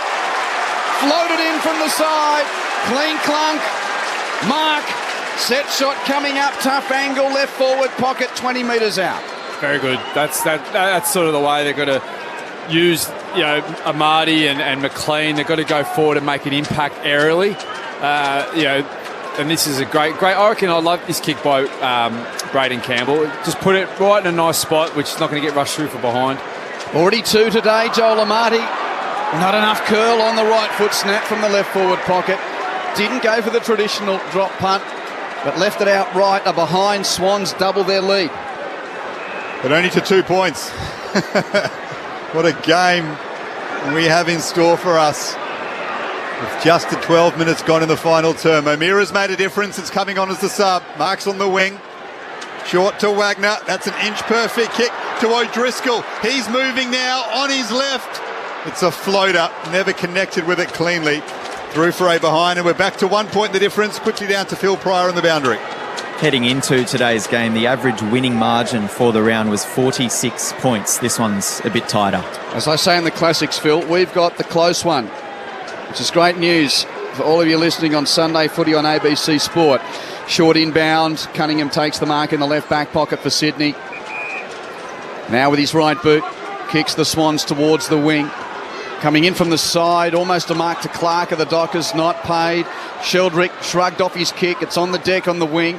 Hard footy to win. Sheldrick goes again. It ricochets off his toes close to the boundary. Campbell picks up. Hands it to Lloyd. He's in no territory to move. He puts an up and under. which, interesting, McLean just decides to thump over the boundary, which is deemed as a throw-in. It just shows how dangerous it is to kick it behind. Go there, Freo, take it all the way, they have another shot. So you've got to make the most of the opportunities. Kicking it behind just gives the ball back to the opposition. Swans up by a point. 13 minutes gone in the final term at the SCG. Erasmus tracks it towards the boundary line. Chad Warner right there with him, and then Sarong lays a big tackle. Jordan, though, wins it back. Gets it to Wicks. Kicks to half forward for Sydney. Amadi got hands to it. Well done by Carl Warner. Put Banfield under pressure, though. He got the handball away. And then it spills off Rowbottom's chest and over the boundary line, just forward of the wing for Sydney, who were 12-10-82. Fremantle 12-9-81. Last year here, Logan McDonald had the chance to either kick a point to tie it or a goal to win it. He missed. Dockers failed by 3 points at home earlier this season. There's been some tight ones recently. Boundary throw in. Wagner kicks it out on the full, or was he out of bounds already? No, out of bounds on the full. Wagner was saying to the boundary ump, I was out when I kicked it. Ump's not buying it. Free kick to Chad Warner, is it? Or Rowbottom? No, it's going to be Chad Warner's free kick. 70 metres out at left half forward for Sydney. 14 minutes played final term. 82 leads 81. Swans in front. Warner runs infield.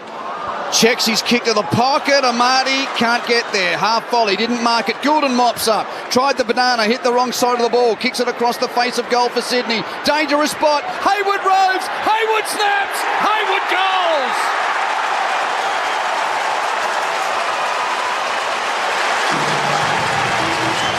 Boy, he's a valuable footballer. And yet again, the Sydney faithful cheer for the number 9 for the red and whites. Will Hayward's first goal of the afternoon puts Sydney back out by 7 points at 13-10-88 to 12-9-81. That's a good reward for effort for Hayward. Like, he hasn't, if you look at the stat sheet, he hasn't really set that alight. But he's put so much pressure and perceived pressure, and he's been really busy on the defensive side, which that's what you want from your forwards, particularly if you're not kicking the goals. So I think that's really great reward for all the effort he's put in so far this game. The two Freo defenders jumped into each other, spoiled each other, forced the ball at the front. Potential for stronger communication. They nearly have marked that ball, but yeah, well done Hayward. He was in the right spot, right time. If you keep showing up in the right spots, Bebs, you get your chances, don't you? That's correct. That's never been an issue for Will Hayward, providing a crucial goal for the Swans. His first in a couple of weeks. Sydney back out to a 7-point lead. Almost 16 minutes gone in the final term, and now the Swans fans get going. And they've won a free kick. Grundy in the middle of the ground. Steps through the centre circles and now steps around Darcy and has a bounce. Kicks long into attack. Hayward's there again. Almost took the chest mark. Then puts the tackle on Chapman. Ball spills free. Sheldrick's wrapped up. We'll have a ball up next to the attacking goal square for Sydney. 7 points the lead to the Swans. 16 minutes final term. Sunday footy on ABC Sport. The two number 4s go at it again. The Ruckmans share it. Cleared by Johnson of the Dockers, though. From the right back pocket, kicks to the wing. Tracy's got 2 to beat and can't. Blakey out the back. Gets the fly, takes the mark for the Swans. That's the issue of Freo, setting so many numbers in their defensive half. When they do win it, they've got only one option, V3. Blakey kicks it back to a pack inside 50. Grundy's roving out the back, tackled by Banfield brilliantly, holding the ball. Boy, there's been some rundown tackles today. And Bailey Banfield in the time of need. And did the Swans throw it back to him? They tried to. They missed him, and the ump's being kind and not pinging him 50. Oh, he could have stuck his hand out. I think he tried to milk that one. You're never too sure these days, Ryan. I thought I'd just describe what I saw. Yeah, but didn't go straight to him, but the umpire decides that wasn't intentional. Banfield now, forward of full back, runs a few metres, kicks long towards the wing for the Dockers. About 5 in the pack, knuckled over the boundary line. Near the interchange gates for a throw-in. 17 minutes final term. Sydney has led at every change. 6 points in front at quarter time, 17 at half time, 8 in front at three-quarter time. They currently lead by 7 at the 17.5 minute mark of the final term. They just keep fighting Fremantle. Big tackle by Banfield to win the free kick. Deep in defence, and then Darcy throws Grundy off the football and works it towards half forward. Well picked up by Tracy. His handball missed O'Driscoll though. Well done O'Driscoll there to gather the football and spin out of a tackle. The 1-2 between him and Wagner. Warner, in fact, it was. Johnson now gets the handball free. No, it wasn't clean, says the umpire. And it was Sheldrick with a very big tackle in the middle of the ground to ping him holding the ball. There's been plenty of that today. Goulden demanding it out wide. Sheldrick goes to the other wing rather and finds Roberts, honours the sub for the injured Papley, who's marked just behind half forward. Kicks to the pocket over the head of Heaney. Pearce takes the mark and now plays on. Handball to Carl Warner. He chips it up to the wing for Murphy Reid. Mills there with him, kept his feet nicely, did Reid, and then spins around and gets the 1-2 with O'Driscoll. Reid with a short pass. O'Meara there on the half-forward flank to Mark. Gives it back to Reid, who kept running. Chips to the pocket for Dudley, who takes a chest mark right near the boundary, 30 metres out in the left-forward pocket. Toughest of angles, but a nice piece of ball movement from the Dockers gives Dudley an opportunity to bring it back to a single point, the difference. But Dudley needed to turn around quickly then. Jackson was always going in the square. Dudley, right foot kick from the left forward pocket. It's near side for a behind. A miss from Dudley. One straight kick, the difference. Sydney 13-10, Fremantle 12-10. 19 minutes played, final quarter. We might just have that draw that we almost had last season. 6 points the margin in favour of the Swans. Their captain in Mills brings it out of the defensive goal square. Grundy with a big fly. Got in the back of Darcy, didn't take the mark. Darcy says, surely that's a free kick. But it was a realistic attempt from Grundy as it floats over the head of the two big ruckmen for a boundary throw in.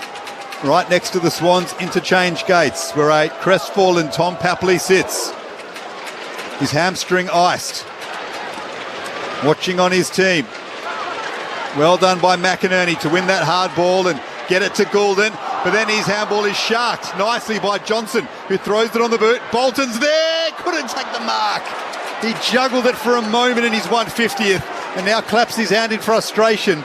Now we'll have a boundary throw in right forward pocket for Fremantle. Game in Adelaide's underway. You can hear it on the AFL button on the Listen app. Many of you going there when we finish here. Crows 2-2-14, lead the Demons 1-5-11, close to quarter time. Boundary throw in, Dockers in attack. Grundy gets a free kick. Darcy pushed him in the back. Pretty blatant, and the umpire gives the free kick. There's 7 minutes of playing time left here. And the ball had just escaped a little, no advantage given, so Grundy eventually gets the footy, chips it back to the goal mouth. Blakey takes the mark for the Swans. True full-back, kicks it to the pocket. Sydney take their time about trying to get this exit right. McCartan receives, and now with the kick, long towards the wing. Hayward at the front, spoiled by Carl Warner, rowed by Reid of the Dockers. Hands it backwards to Carl Warner, just forward of the wing, kick semi-smothered, rolls to half forward. Courage from Roberts to put his head over the ball. Got nailed by the oncoming Dockers, pressure from Wagner. Fair contest, ball up. Crowd seeing it on the big screen. Gentlemen, was it okay? That's play on. Yeah. Darcy takes it cleanly out of the ruck, kicks inside 50. Tracy controls it, but only as far as Blakey, who throws it on the boot. It's an up and under, just outside defensive 50. Darcy with courage was camped underneath it. Hayward couldn't clear the area. Erasmus wins it back. Johnson's juggling it. Now it's Clark. Pumps it back into attack for Fremantle. Jackson leaps at it. Well done, though, by Hamling. Taking the defensive mark and now playing on to McInerney. He goes short to Wicks and he'll hold things up. Where would you like to see Jackson for the final 5 minutes? Ryan O'Keefe and Jason Saddington, up forward or on the ball? I think up forwards he's looking really dangerous up there. Wicks from left half back, kicks to the wing. Amadi flies, can't mark. There was a free kick before he got there anyway. He stayed down, Amadi. Pearce had been taken out by McLean. Free kick to the Dockers skipper. Quickly chips infield to Brayshaw, who switches across half back. Kicks to Warner, who's got space. Carl Warner to mark and run through the wing. Now kicks the Dockers to half forward. Johnson marks in space. 60 from goal. Man gets on the mark. Johnson takes a moment before kicking his entry to the pocket for Frederick. Spoiled away by the defensive McInerney. Punched it over the boundary line for a throw-in the right back pocket for Sydney. left forward pocket for Fremantle. 23 minutes final term. Sydney by a kick, 13-10 to 12-10. You can feel the nerves jangling around the SCG. And of the Dockers fans back in Perth as Murphy Reid snaps towards goal. Melican, though, takes the mark as it floated across the face. And then a dangerous kick to Campbell, but Campbell did well to get the arms outstretched and mark it left half back in front of O'Driscoll. Hemmed in here, Swans. Struggling to get out of the back half. Freo setting up really well defensively. Swans' defence holding up, though. Campbell is a long kick, so he sends it up to the wing. Chapman will punch. He does so away from Hayward. Clark is there. Well done, McInerney, to win that 50-50 ball. Got it to Jordan, but his handball went over the top of Grundy, who just throws his big boot at it. They're panicking a bit, Sydney. Tracy's won it back.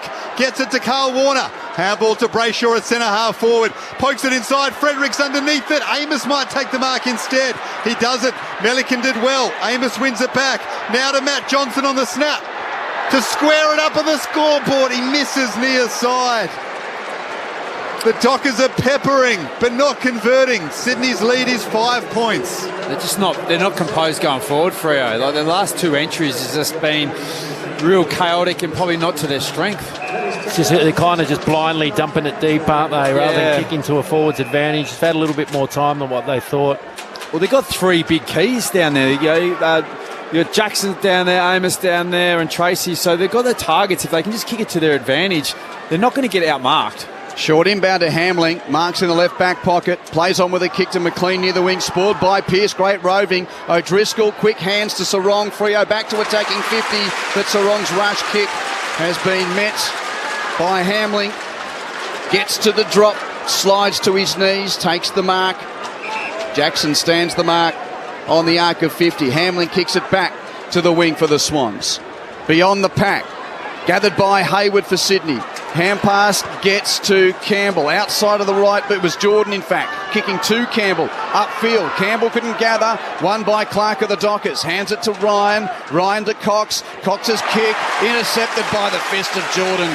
Cox was looking for O'Meara and Jordan got in the way to knuckle it over for a boundary throw in. True centre wing, 25 minutes final term. Sydney 13-10, Fremantle 12-11. It's a 5-point lead to the Swans with a tick over 3 minutes to play. Well, finally the Swans have got out of their back half. They've got a stoppage on the wing. That's the win for them at the moment. The ball in dispute in the middle of the ground. Grundy to Roberts, now Heaney. The kick to half forward. Ryan underneath it. Well done by Hayward. Got it to McLean, kicks into the pocket. Amadi and Cox wrestling, and it's fisted over the boundary line. Throw in, left forward pocket for Sydney, who they can find a goal here. Will feel very comfortable about getting the 4 points. It's a great result for Sydney, just the contest. Good. Amadi just had to fight there, make it half, take it out of bounds. Forward 50 stoppage. We know how dangerous the Swans are in this situation. Well, you can see here even Blake, he's now dropped off deep. They just need to keep the ball up at this end of the ground, the Swans. Grundy taps down. Hayward's hand pass. Doesn't find a teammate. Ryan intercepts with the Dockers, lost it. Sarong's tackle. Umpire says no prior. Ball up. Repeat stoppages. That's all the Swans want. 20 metres from Sydney's goal. The Swans lead by 5 points. Grundy palms to Heaney. Heaney's hand pass breaks the congestion through Lloyd to Goulden. Hand passes backwards to McInerney. Chip wide back to Heaney. Not 15, play on. The champs 50 metres out. And bullets the pass to McLean in the pocket. McLean's hands are true. And now he'll take his 30 and try and ice the game for Sydney with a set shot on the tough angle in the right forward pocket.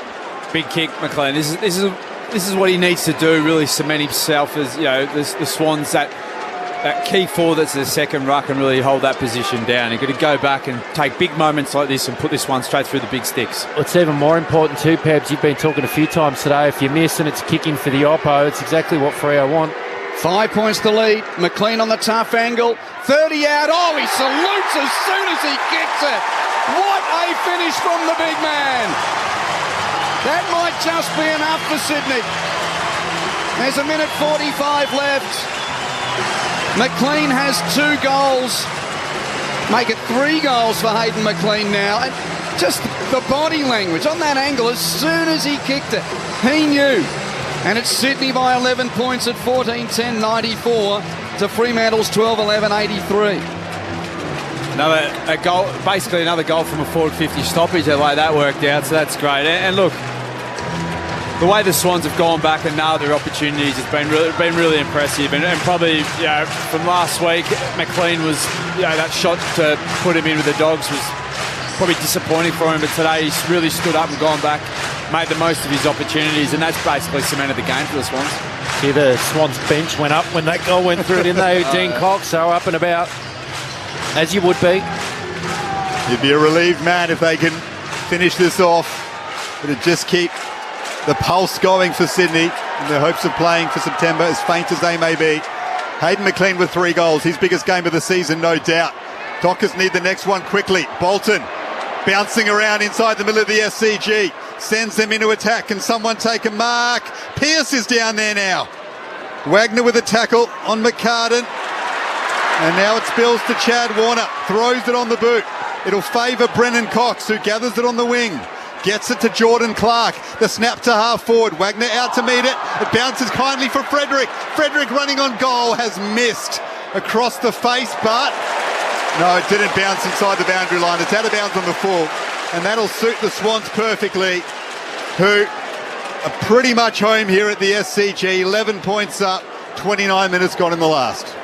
Doesn't have to be anything fancy here, Goulden. Just long down the line and skinny, take a stoppage. Or precise and short, Ryan, as the case turns out to be, with Hamling presenting 20 metres upfield. Hamling marking against his old team. This will go long down the line and skinny. Yep, this is the boomer. High towards the wing on the Oraldi stand side, off the hands of the pack. Ricochets to half forward for the Dockers. Murphy Reid gathers it and can't keep in. He tried to keep the ball in and break free, but the boundary umpire was there and says it's a throw in. Now, off the back of that previous pack, Marty is down. Ryan slow to get up, and Swans players are signalling to the bench to come and help Joel Amati, who now gets to his feet and is very, very ginger. That's been him all day, hasn't it? Limping about. Amati. He's been in the wars. And here's this interesting part of a game where we're waiting for the injured player. There's, 60 seconds left, and he's not in the way, yet the umpire won't restart play. This is the overreaction, which we knew was going to happen after the issue in the Freo Collingwood game earlier this year. I mean, he's limping from the field. Well, Amati's hurt his groin. Now, whether it's cramp or he's injured himself again, we'll have to wait and see. But if he has, it's another Amati injury to go with a Papley injury. They'll probably win here, Sydney, but once more, their forward line might be decimated.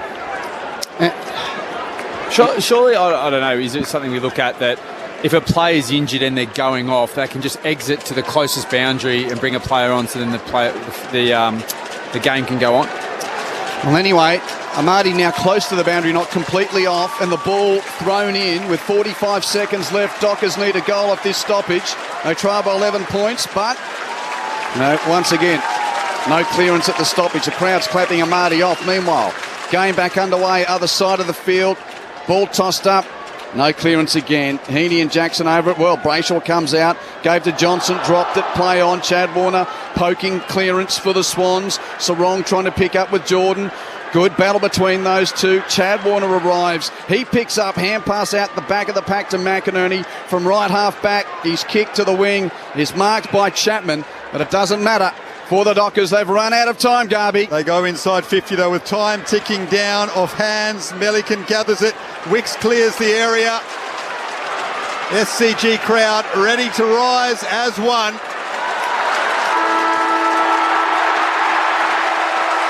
Because their Swans stay alive just in season 2025.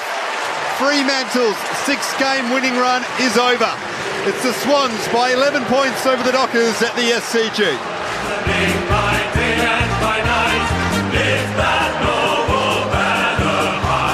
Shake down the thunder from the sky. Whether the odds be great or small, Swans will go in and win overall. While our loyal Swans are marching onwards to victory. And they led at every change. It was a 6-point lead for Sydney at quarter time, 17 at half time, 8 at three-quarter time. Dockers never saw the lead. They got within a point when Michael Frederick kicked a goal. It was 2 in a row for the Dockers at that point. They got within one. They were within one on 2 occasions in the last quarter, but never got in front. Never saw the lead all day, fought all day, but Sydney win it by 11 points. Cheer the red and the white, honour the name by day and by night. Lift that noble banner high, shake down the thunder from the sky. Whether the odds be great or small, Swans will go in and win overall. While our loyal Swans are marching onwards to victory. A 7th win of the season for Sydney. So they need a lot to go right, but they're keeping the mathematicians interested at 7 wins and 9 losses. While for the Dockers, gee, it's a tough competition at the top. They've won 6 in a row. That's just their 6th loss of the year, their first loss since round 9, but it costs them their place in the top 8 for the time being, following the wins to the Dogs, Giants and Suns earlier in the round. So the Dockers at 10 wins, 6 losses, and face Hawthorn at home next week. Goal kickers for Sydney. Hayden McLean with the icing goal. It was his 3rd. He kicked the most for the day for the Swans. 3 majors for Big McLean, 2 for Jordan, 2 for Amati, 2 for Lloyd. Singles for Chad Warner, Grundy, Hayward, Goulden and Blakey. While for Fremantle, Luke Jackson kicked 2 goals. Josh Tracy kicked 2 goals as well. And the rest are singles. O'Meara, Sarong, Reid, Voss, Amos, Frederick, Wagner and Dudley. Sydney win it by 11 points at 14 goals, 10-94 to 12-11-83. Stick around, we'll get reaction from the rooms. Jason Saddington and Ryan O'Keefe to wrap it up for you as well. If you've got a thought, we'd love to hear from you on 0437 774 774. And a lot of you will be heading to Adelaide for the second half of that game. Second term's just got underway. Low scoring first quarter between the Crows and the Demons. D's lead by 4 points there early on. Jason, Ryan, break it down for us. Well, look, I think the Swans, they are in some form, and they played some really good footy and pressure. They brought the pressure and heat from the get-go, and I thought the tackle pressure, like we spoke about during the call, how many run-down tackles for both teams, but the Swans are up and about, and I think their forward pressure was there, ready to go. Guys like Papley early when he was on, he was busy doing that, and then Hayward, who got some reward effort, but it was an arm wrestle to that last sort of quarter and a half where the game started opening up, and I think that's when Freo decided, geez, we better start trying to score here. So, look, it came down to the game was set up for the midfield. I thought Brodie Grundy was huge again. Really set him up. I think he ended up having nearly 12 clearances with his 33 hit-outs. So he's that ability for the Swans to dominate the clearances early, and particularly the centre bounce clearances. Greg on the text on the way to you, Sado, he texts, not that I can talk being an Eagles supporter, but for such a critical game, the Dockers had more passages early in the game than the Transperth bus I was on this morning. Hence the result, and a bit of a smiley face. Yep, the Dockers loss, Eagles supporter giving a dig. Standard fare, but it's a good point, Greg, because particularly Bolton and Sarong, such key movers, they're just a couple to name. They didn't really get going until later in the game. Yeah, it was Dockery. Dockery, that was our Dockery. I think it was Jane from Albany earlier on. Yeah, they were a bit Dockery today. A big game on the line, needed to win, stay in that top 8, didn't quite get it done, which is the disappointing part for Freo. I mean, they never really got it going, and going back to a couple of players that were missing in the first half, absolutely. James Jordan, I mean, he did a terrific job on Caleb Sarong all day, really. The only time Sarong really got free was early in that third quarter when he slipped forward and got a goal, but he only had the 11 touches for the game. That's rare for him to have such little influence on a game of football. And Shai Bolton we didn't see in the first half either. Give him his dues. He got going in that third quarter to get him really sort of cracking it into the game of football. So at least at some point he put his hand up and got him going. But it was disappointing from Freo in the end. Big game to lose, but it was deserved from the Swans. I mean, they did a lot of good work early. They smashed the midfield and the centre clearances and the stoppage, like Pebbles mentioned just before. And, they maintained the rage. They had moments in the game that they can just control the play. They played it slow at times. And when the game opened up, they were able to play it well. And in the big moments, big players stood up. McLean, that goal at the end. Heaney was instrumental in a couple of the goals in the last quarter with his kicking skills. He got one opened up the middle of the ground. And he was able to hit McLean with that last kick. So the Swans deserved winners. They were the better team for the day. Freo gave it a crack, but Swans get the win in the end that they deserved. And I know your votes are to come, but 3 votes SCG ground staff. There was not an issue with that forward pocket all day. We had a text asking. There hasn't been a mention of the surface. I don't think I saw one player slip over in that area, which was such an issue. They sprayed it with Grippo. So that's why the curator was so emotional during the week, because he admitted, we stuffed up last week, but the reaction, he said, was over the top. And maybe there's a fair argument with that, because they got it right this week, and it's clearly not an issue. Moving on now. But that being said, we're just getting word. We won't be able to bring you the song from the rooms in the post-game because there's limited access to the Swans dressing room due to, would you believe it, a water issue.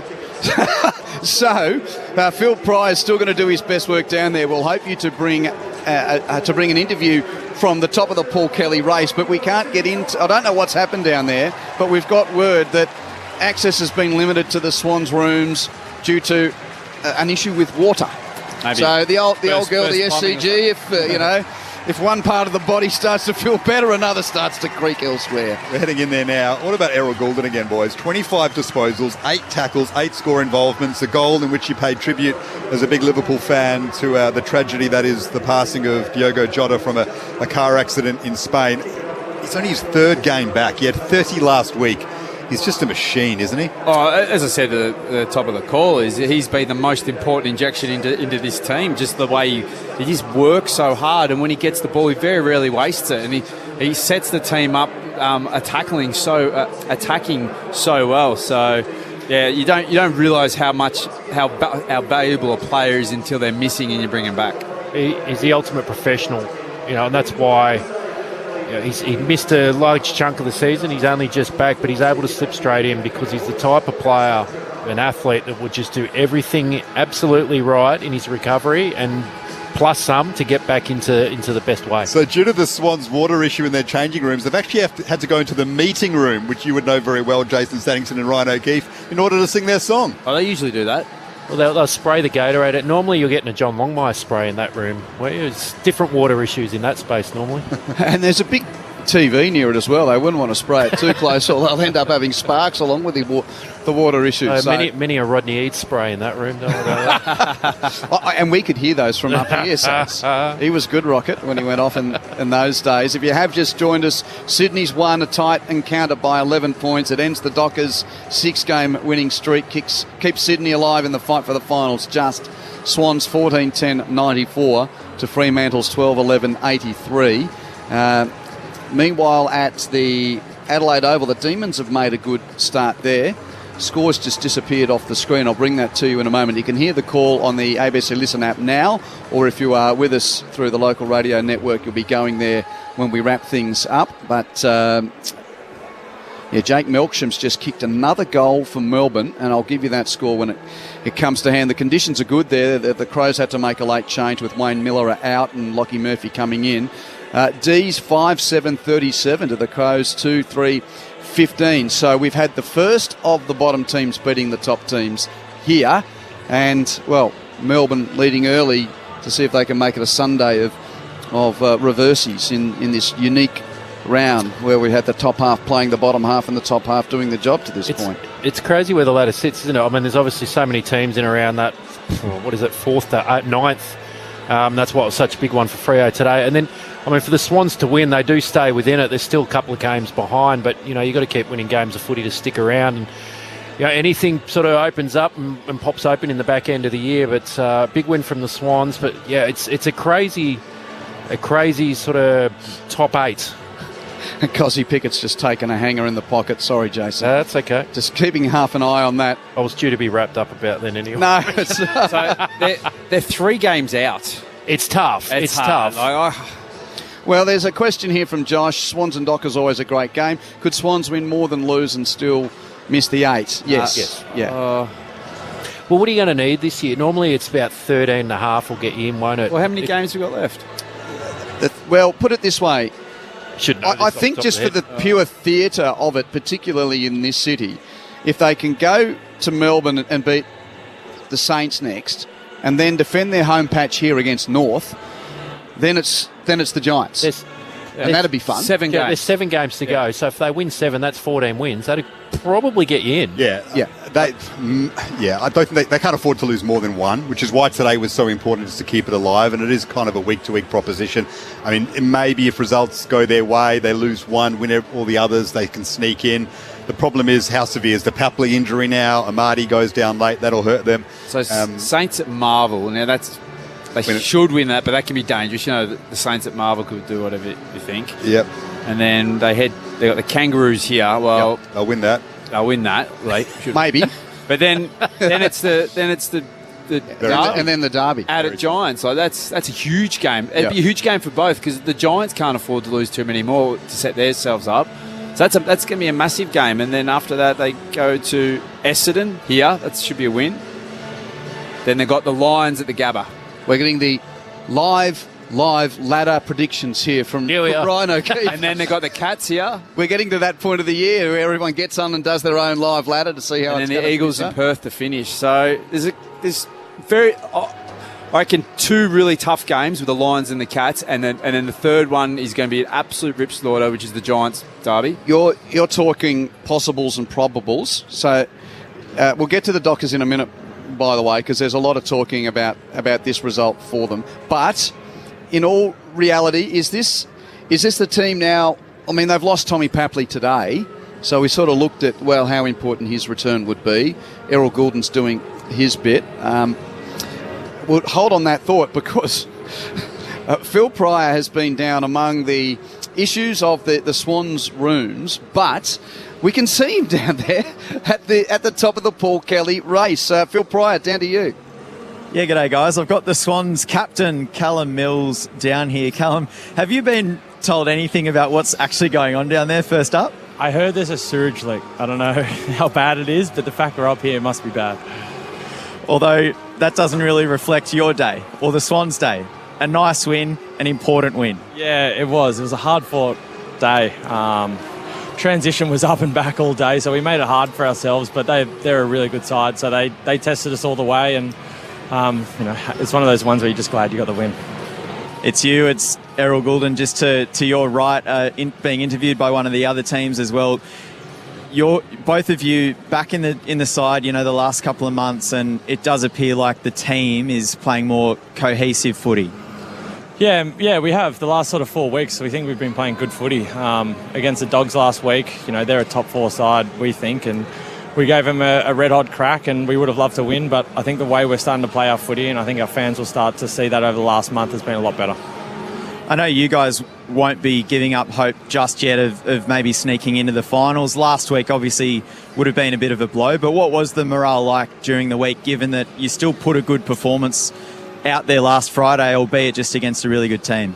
Yeah, it was good. We spoke about it. We said we're still mathematically a chance to make the 8, so let's focus on every day. There's no point looking forward because all we can control is every day. And I thought we had a really good break. We had 9 days off and we trained really well, and coming out to get a win is great, but it's going to be so cliche from us and it's going to be boring for the media, but we've literally got to put one day at a time in because, one loss and we're out pretty much. I respect that. We've got Jason Saddington and also Ryan O'Keefe up there for ABC. Boys, I might throw it over to you. I'm sure you've got something that you're dying to ask Callum.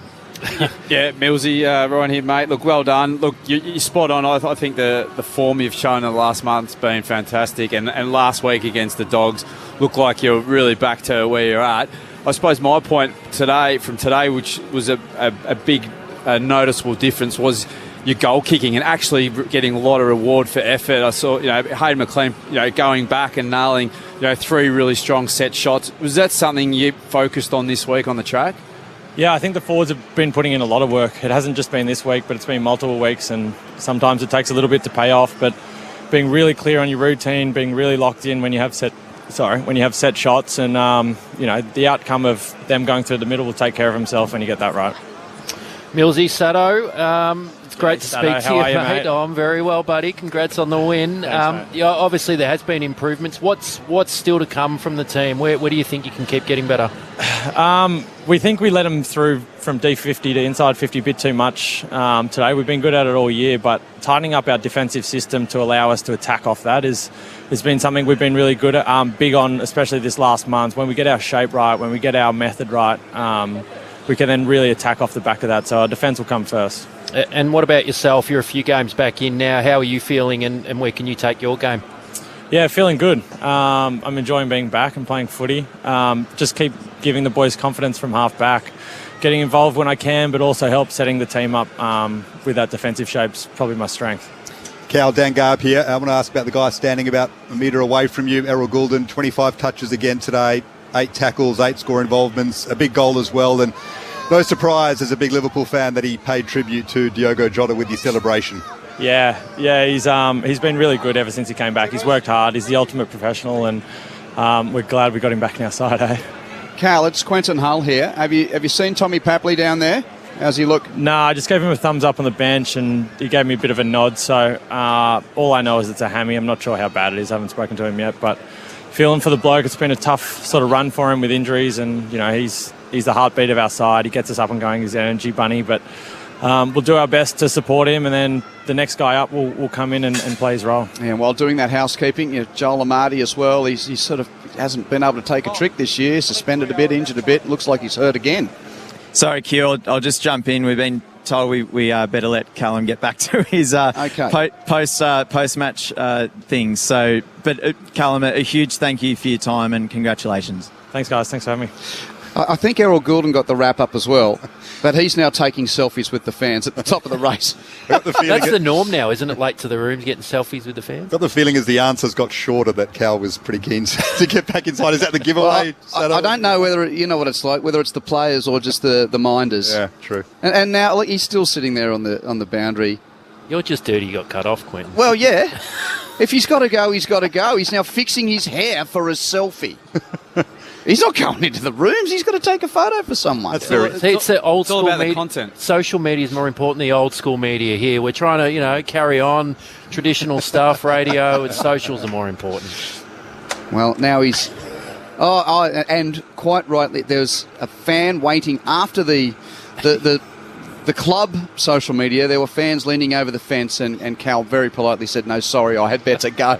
So he picked up his... I don't feel quite as bad now, Sads. I could tell you're pretty dirty on it. Well, he brushed us for the club media, but he, at least the fans got the same wind-up we did. Phil? Yeah, look, I'm just trying to stay on the good side of the Swans media team, so yep. I just take orders. Well, you don't want to be in the firing line. No, I was thinking of something else, which is down in the rooms. Oh, yeah. Well, yes. You don't want to be down literally there. and figuratively. His comeback's been underrated, Callum Mills. I think last season he came back from a long layoff and it was close to finals and he was struggling for his spot and maybe he's up and down form-wise. His numbers are really strong since returning. He's added a lot more to the team than I think people are speaking about. Yeah, and I think he's playing in that half-back role, which I think that last year, Russian trying to get him in that midfield and bolster that midfield. And, I think him playing in that half-back role where he can intercept and start setting him up. I think it really suits him at the moment until he probably gets that confidence in his body and fitness that he might be able to go through the midfield. It's really good to see because there probably was a short worry with Mills. He's such a hard-at-it player. Was he going to get back? Was he starting to be a bit banged up? I mean, he's still got a number of years of footy left in him, but he's not the young spring chicken he once was. Was he going to be a bit banged up and never get back to his best? But he's trending the right way, that's for sure. Swans have won here by 11 points. Sydney 14-10-94 to Fremantle 12-11-83. There's 8 minutes left in the second quarter at the Adelaide Oval, and Melbourne lead Adelaide there by 15 points. That's right, the D's have got the jump on the Crows. So as mentioned, this is the first of the occasions where the lower team has beaten the higher ranked team in this really interesting split round, for lack of a better term, to to bastardise that phrase, but the D's have started well, and those of you listening on local radio in the West, you're heading there when we wrap things up here. News radio heading back to network, but wherever you are, you can hear the call of that game on the ABC Listen app. Melbourne 6-7-43, Adelaide 4-4-28. 8 minutes left in the second quarter. We've still got plenty to get through here. Your texts continue to be welcome on 0437 774 774. But Garby, let's give the run of the stats board to see if you can tell us a bit more of this story of Sydney's 11-point win. Well, Callum Mills, who we just spoke to, 26 disposals, their highest possession getter. Errol Goulden, 25, 8 tackles, 8 score involvements, a very big goal as well in the third term. Warner was excellent all day with 24 touches and 7 score involvements. Heaney started to get into it. He had 21. Lloyd is standing up at the moment for the Swans, 20 touches and a couple of goals as well. McLean kicked 3. Grundy was dominant again in the middle of the ground with 20 disposals and a major.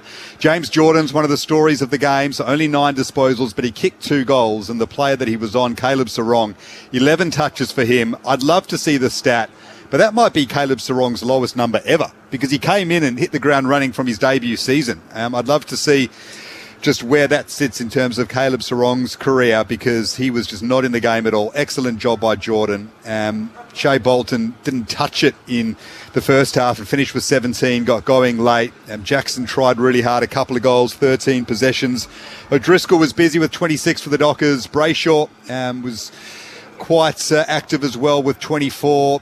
Wagner 22, Ryan 21. Johnson had a good game with 20 touches, 6 score involvements and a behind as well. But it poses the question that, you know, if you can lock down on one of Brayshaw and Sarong, especially with Hayden Young out at the moment, do the Dockers have enough in their midfield to challenge the very best teams in the competition, which Sydney are when they're up and going? Well, that's where Omega, like if Amira, Jago Amira, that's where he would have fitted into that, because he's a class player, class midfielder, and obviously he's missed a lot of footy. So, you know, looked like he just slotted back and hadn't missed much footy. So him going in there will just obviously help that out. But when you are missing key players or key midfielders, you only need to just knock one off, and it makes it really hard. It's also finding a way, like for a Caleb Sarong, if he's struggling inside, what else can you do with him? You know, you finding that avenue, go, okay, flip forward, you can go down there, take mark, kick goals. They obviously needed help through there today, and they didn't have it. And it's an area they struggled, albeit they did improve in their midfield through the second half. Brayshaw did get going in Bolton, but yeah, Sarong he wasn't sighted all game. On a quick check, you're onto something, Garby, because 11 today for him. In the early part of his career, now I don't know whether he was playing as the sub, but in his second and fourth games of his career, he's had 10 disposals, and then in his third game he had 11. But outside of that, that's the lowest. So he's had 2 games of 10 and 1 game of 11, but those were games 2, 3 and 4 of a career that's now almost up to 120 games. So for, as you said, a man who's best and fairest at the club 2 years in a row, it's one of his poorer days.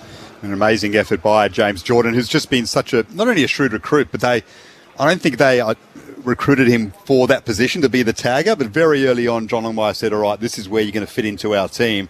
And every single week, the padlock, as they call him, just goes to the biggest threat, and more often than not, he comes out on top. Today, it was convincing. Well, I'd say over the last almost 20 years, the Swans have always had a midfielder that's a tag role. You go back from probably Ruzi introduced it with Kirky, and then there's been lots of players that have gone through and played that role. But the difference is, though, with the Swans tagging player is they can hurt you with the ball as well. They're not the ones that just live in your back pocket and don't look at the ball and just try to smother you.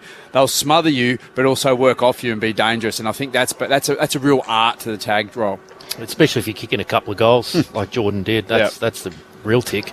So let's do the Dockers. Have been good up until, even 11 points at the SCG.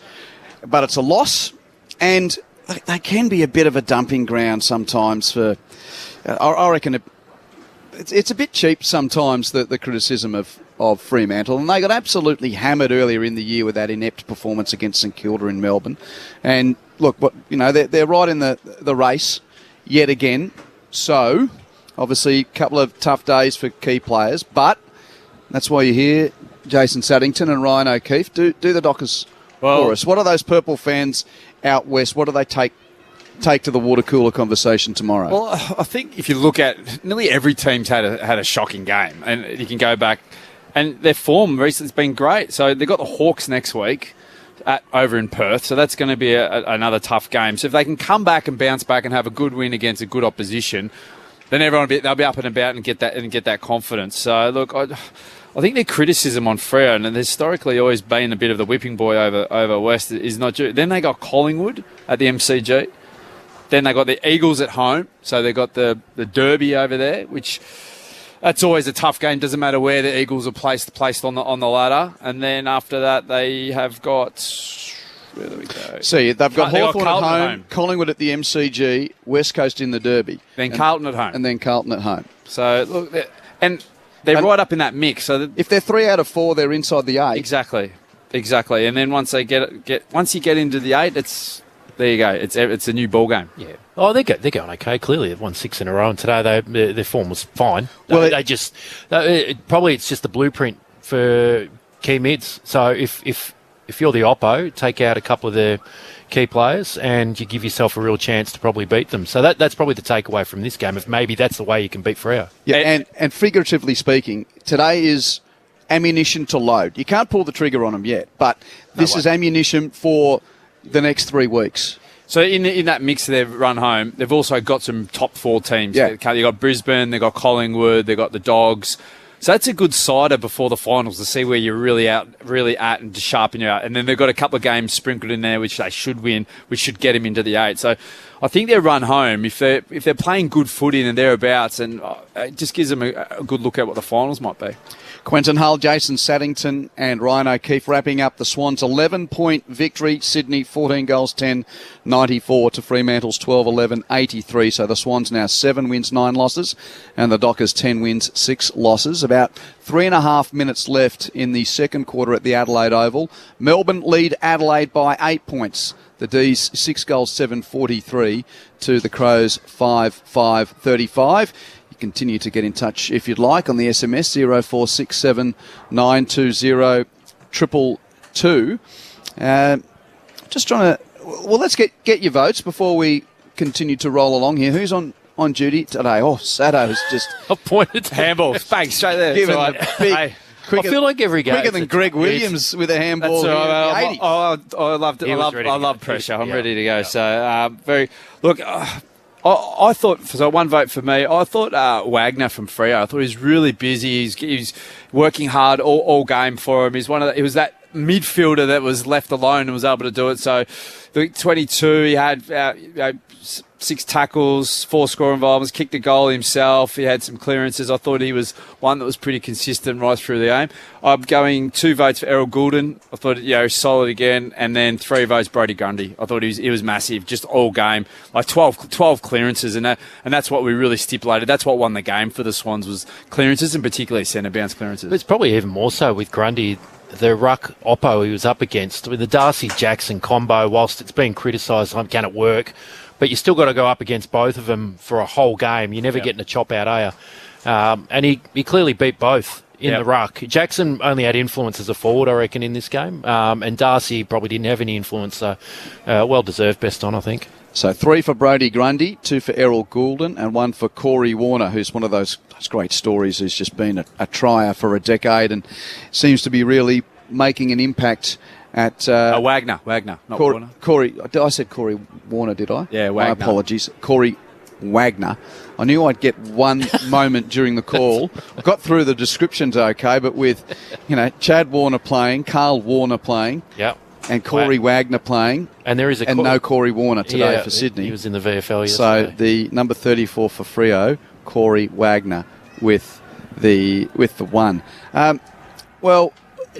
Storming a teacup, the old SCG turf issue. I'm just having a look up at the binoculars now. Great job. Yeah, if they've been criticised, you've got to give them a pat in the back. Yeah, this week, it's like a football team. You have one bad game, and then when you get knocked down, can you bounce back and put on a good performance? And chapeau to the ground staff. And you hope they get a call from the AFL to say great job. And it's the greatest highlight on how things that happen on Thursday or Friday night footy are bigger than everything else because the focus is in on one game, or the ludicrous scenario of a couple of games on Fridays at the back end of the season. But you know what I'm saying. That's true. It was a big game. It was a good game, and it didn't look good. And you had big names saying, "Well, it wasn't up to scratch." And if so it was forth. a couple of Sunday twilight games, it might not have been talked about. I don't think if there was slipping and sliding out at the Sydney Showground as GWS took on Freo in the twilight time slot, there would have been as much pressure. Fair call.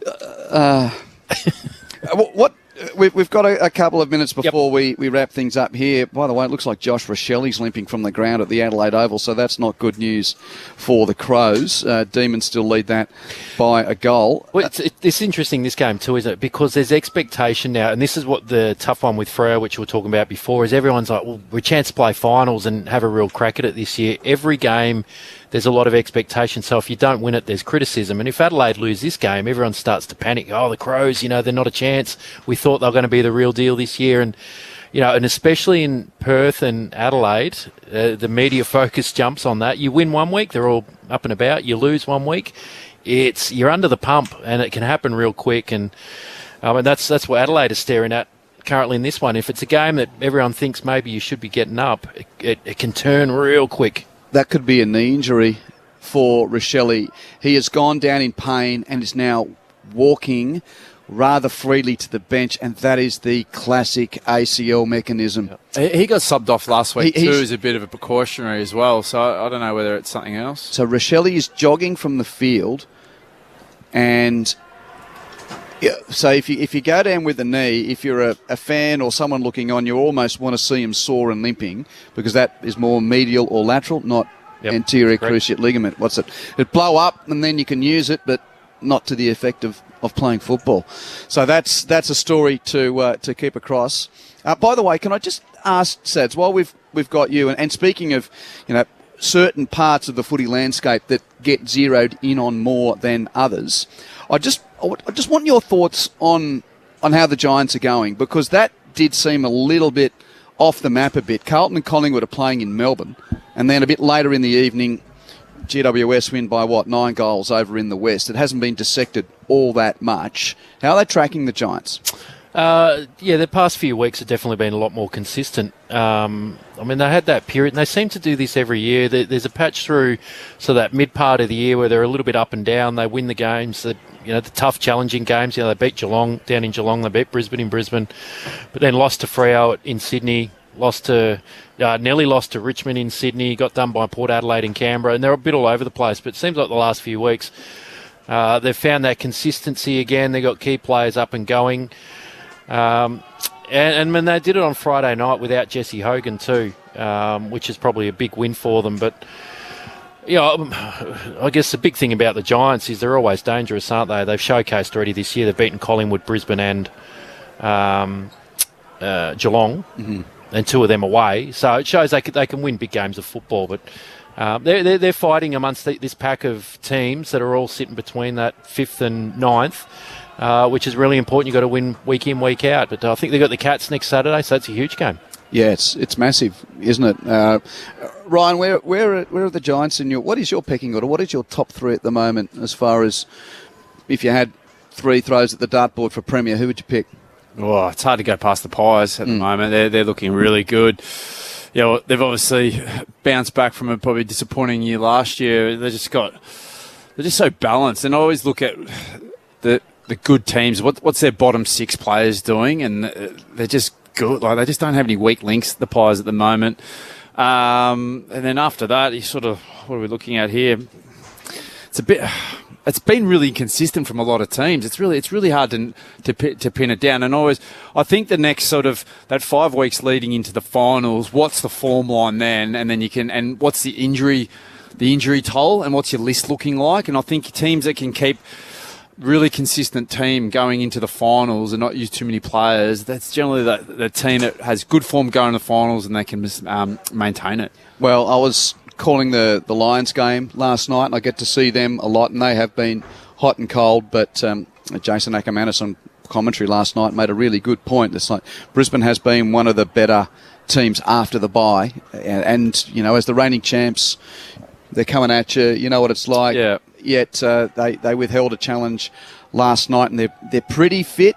You know, Kadeen Coleman still just with that quad injury off the back of his ACL. He's probably that last missing link. I don't know whether Duday is going to get close enough to play and perhaps come in as a key just to help those stocks. But because you look at and the reason I asked that, because I'm hanging on to my preseason prediction of the Giants finally getting it together at the back end of the season, because I'm just like above the shoulders Sads, the way that they went out last year.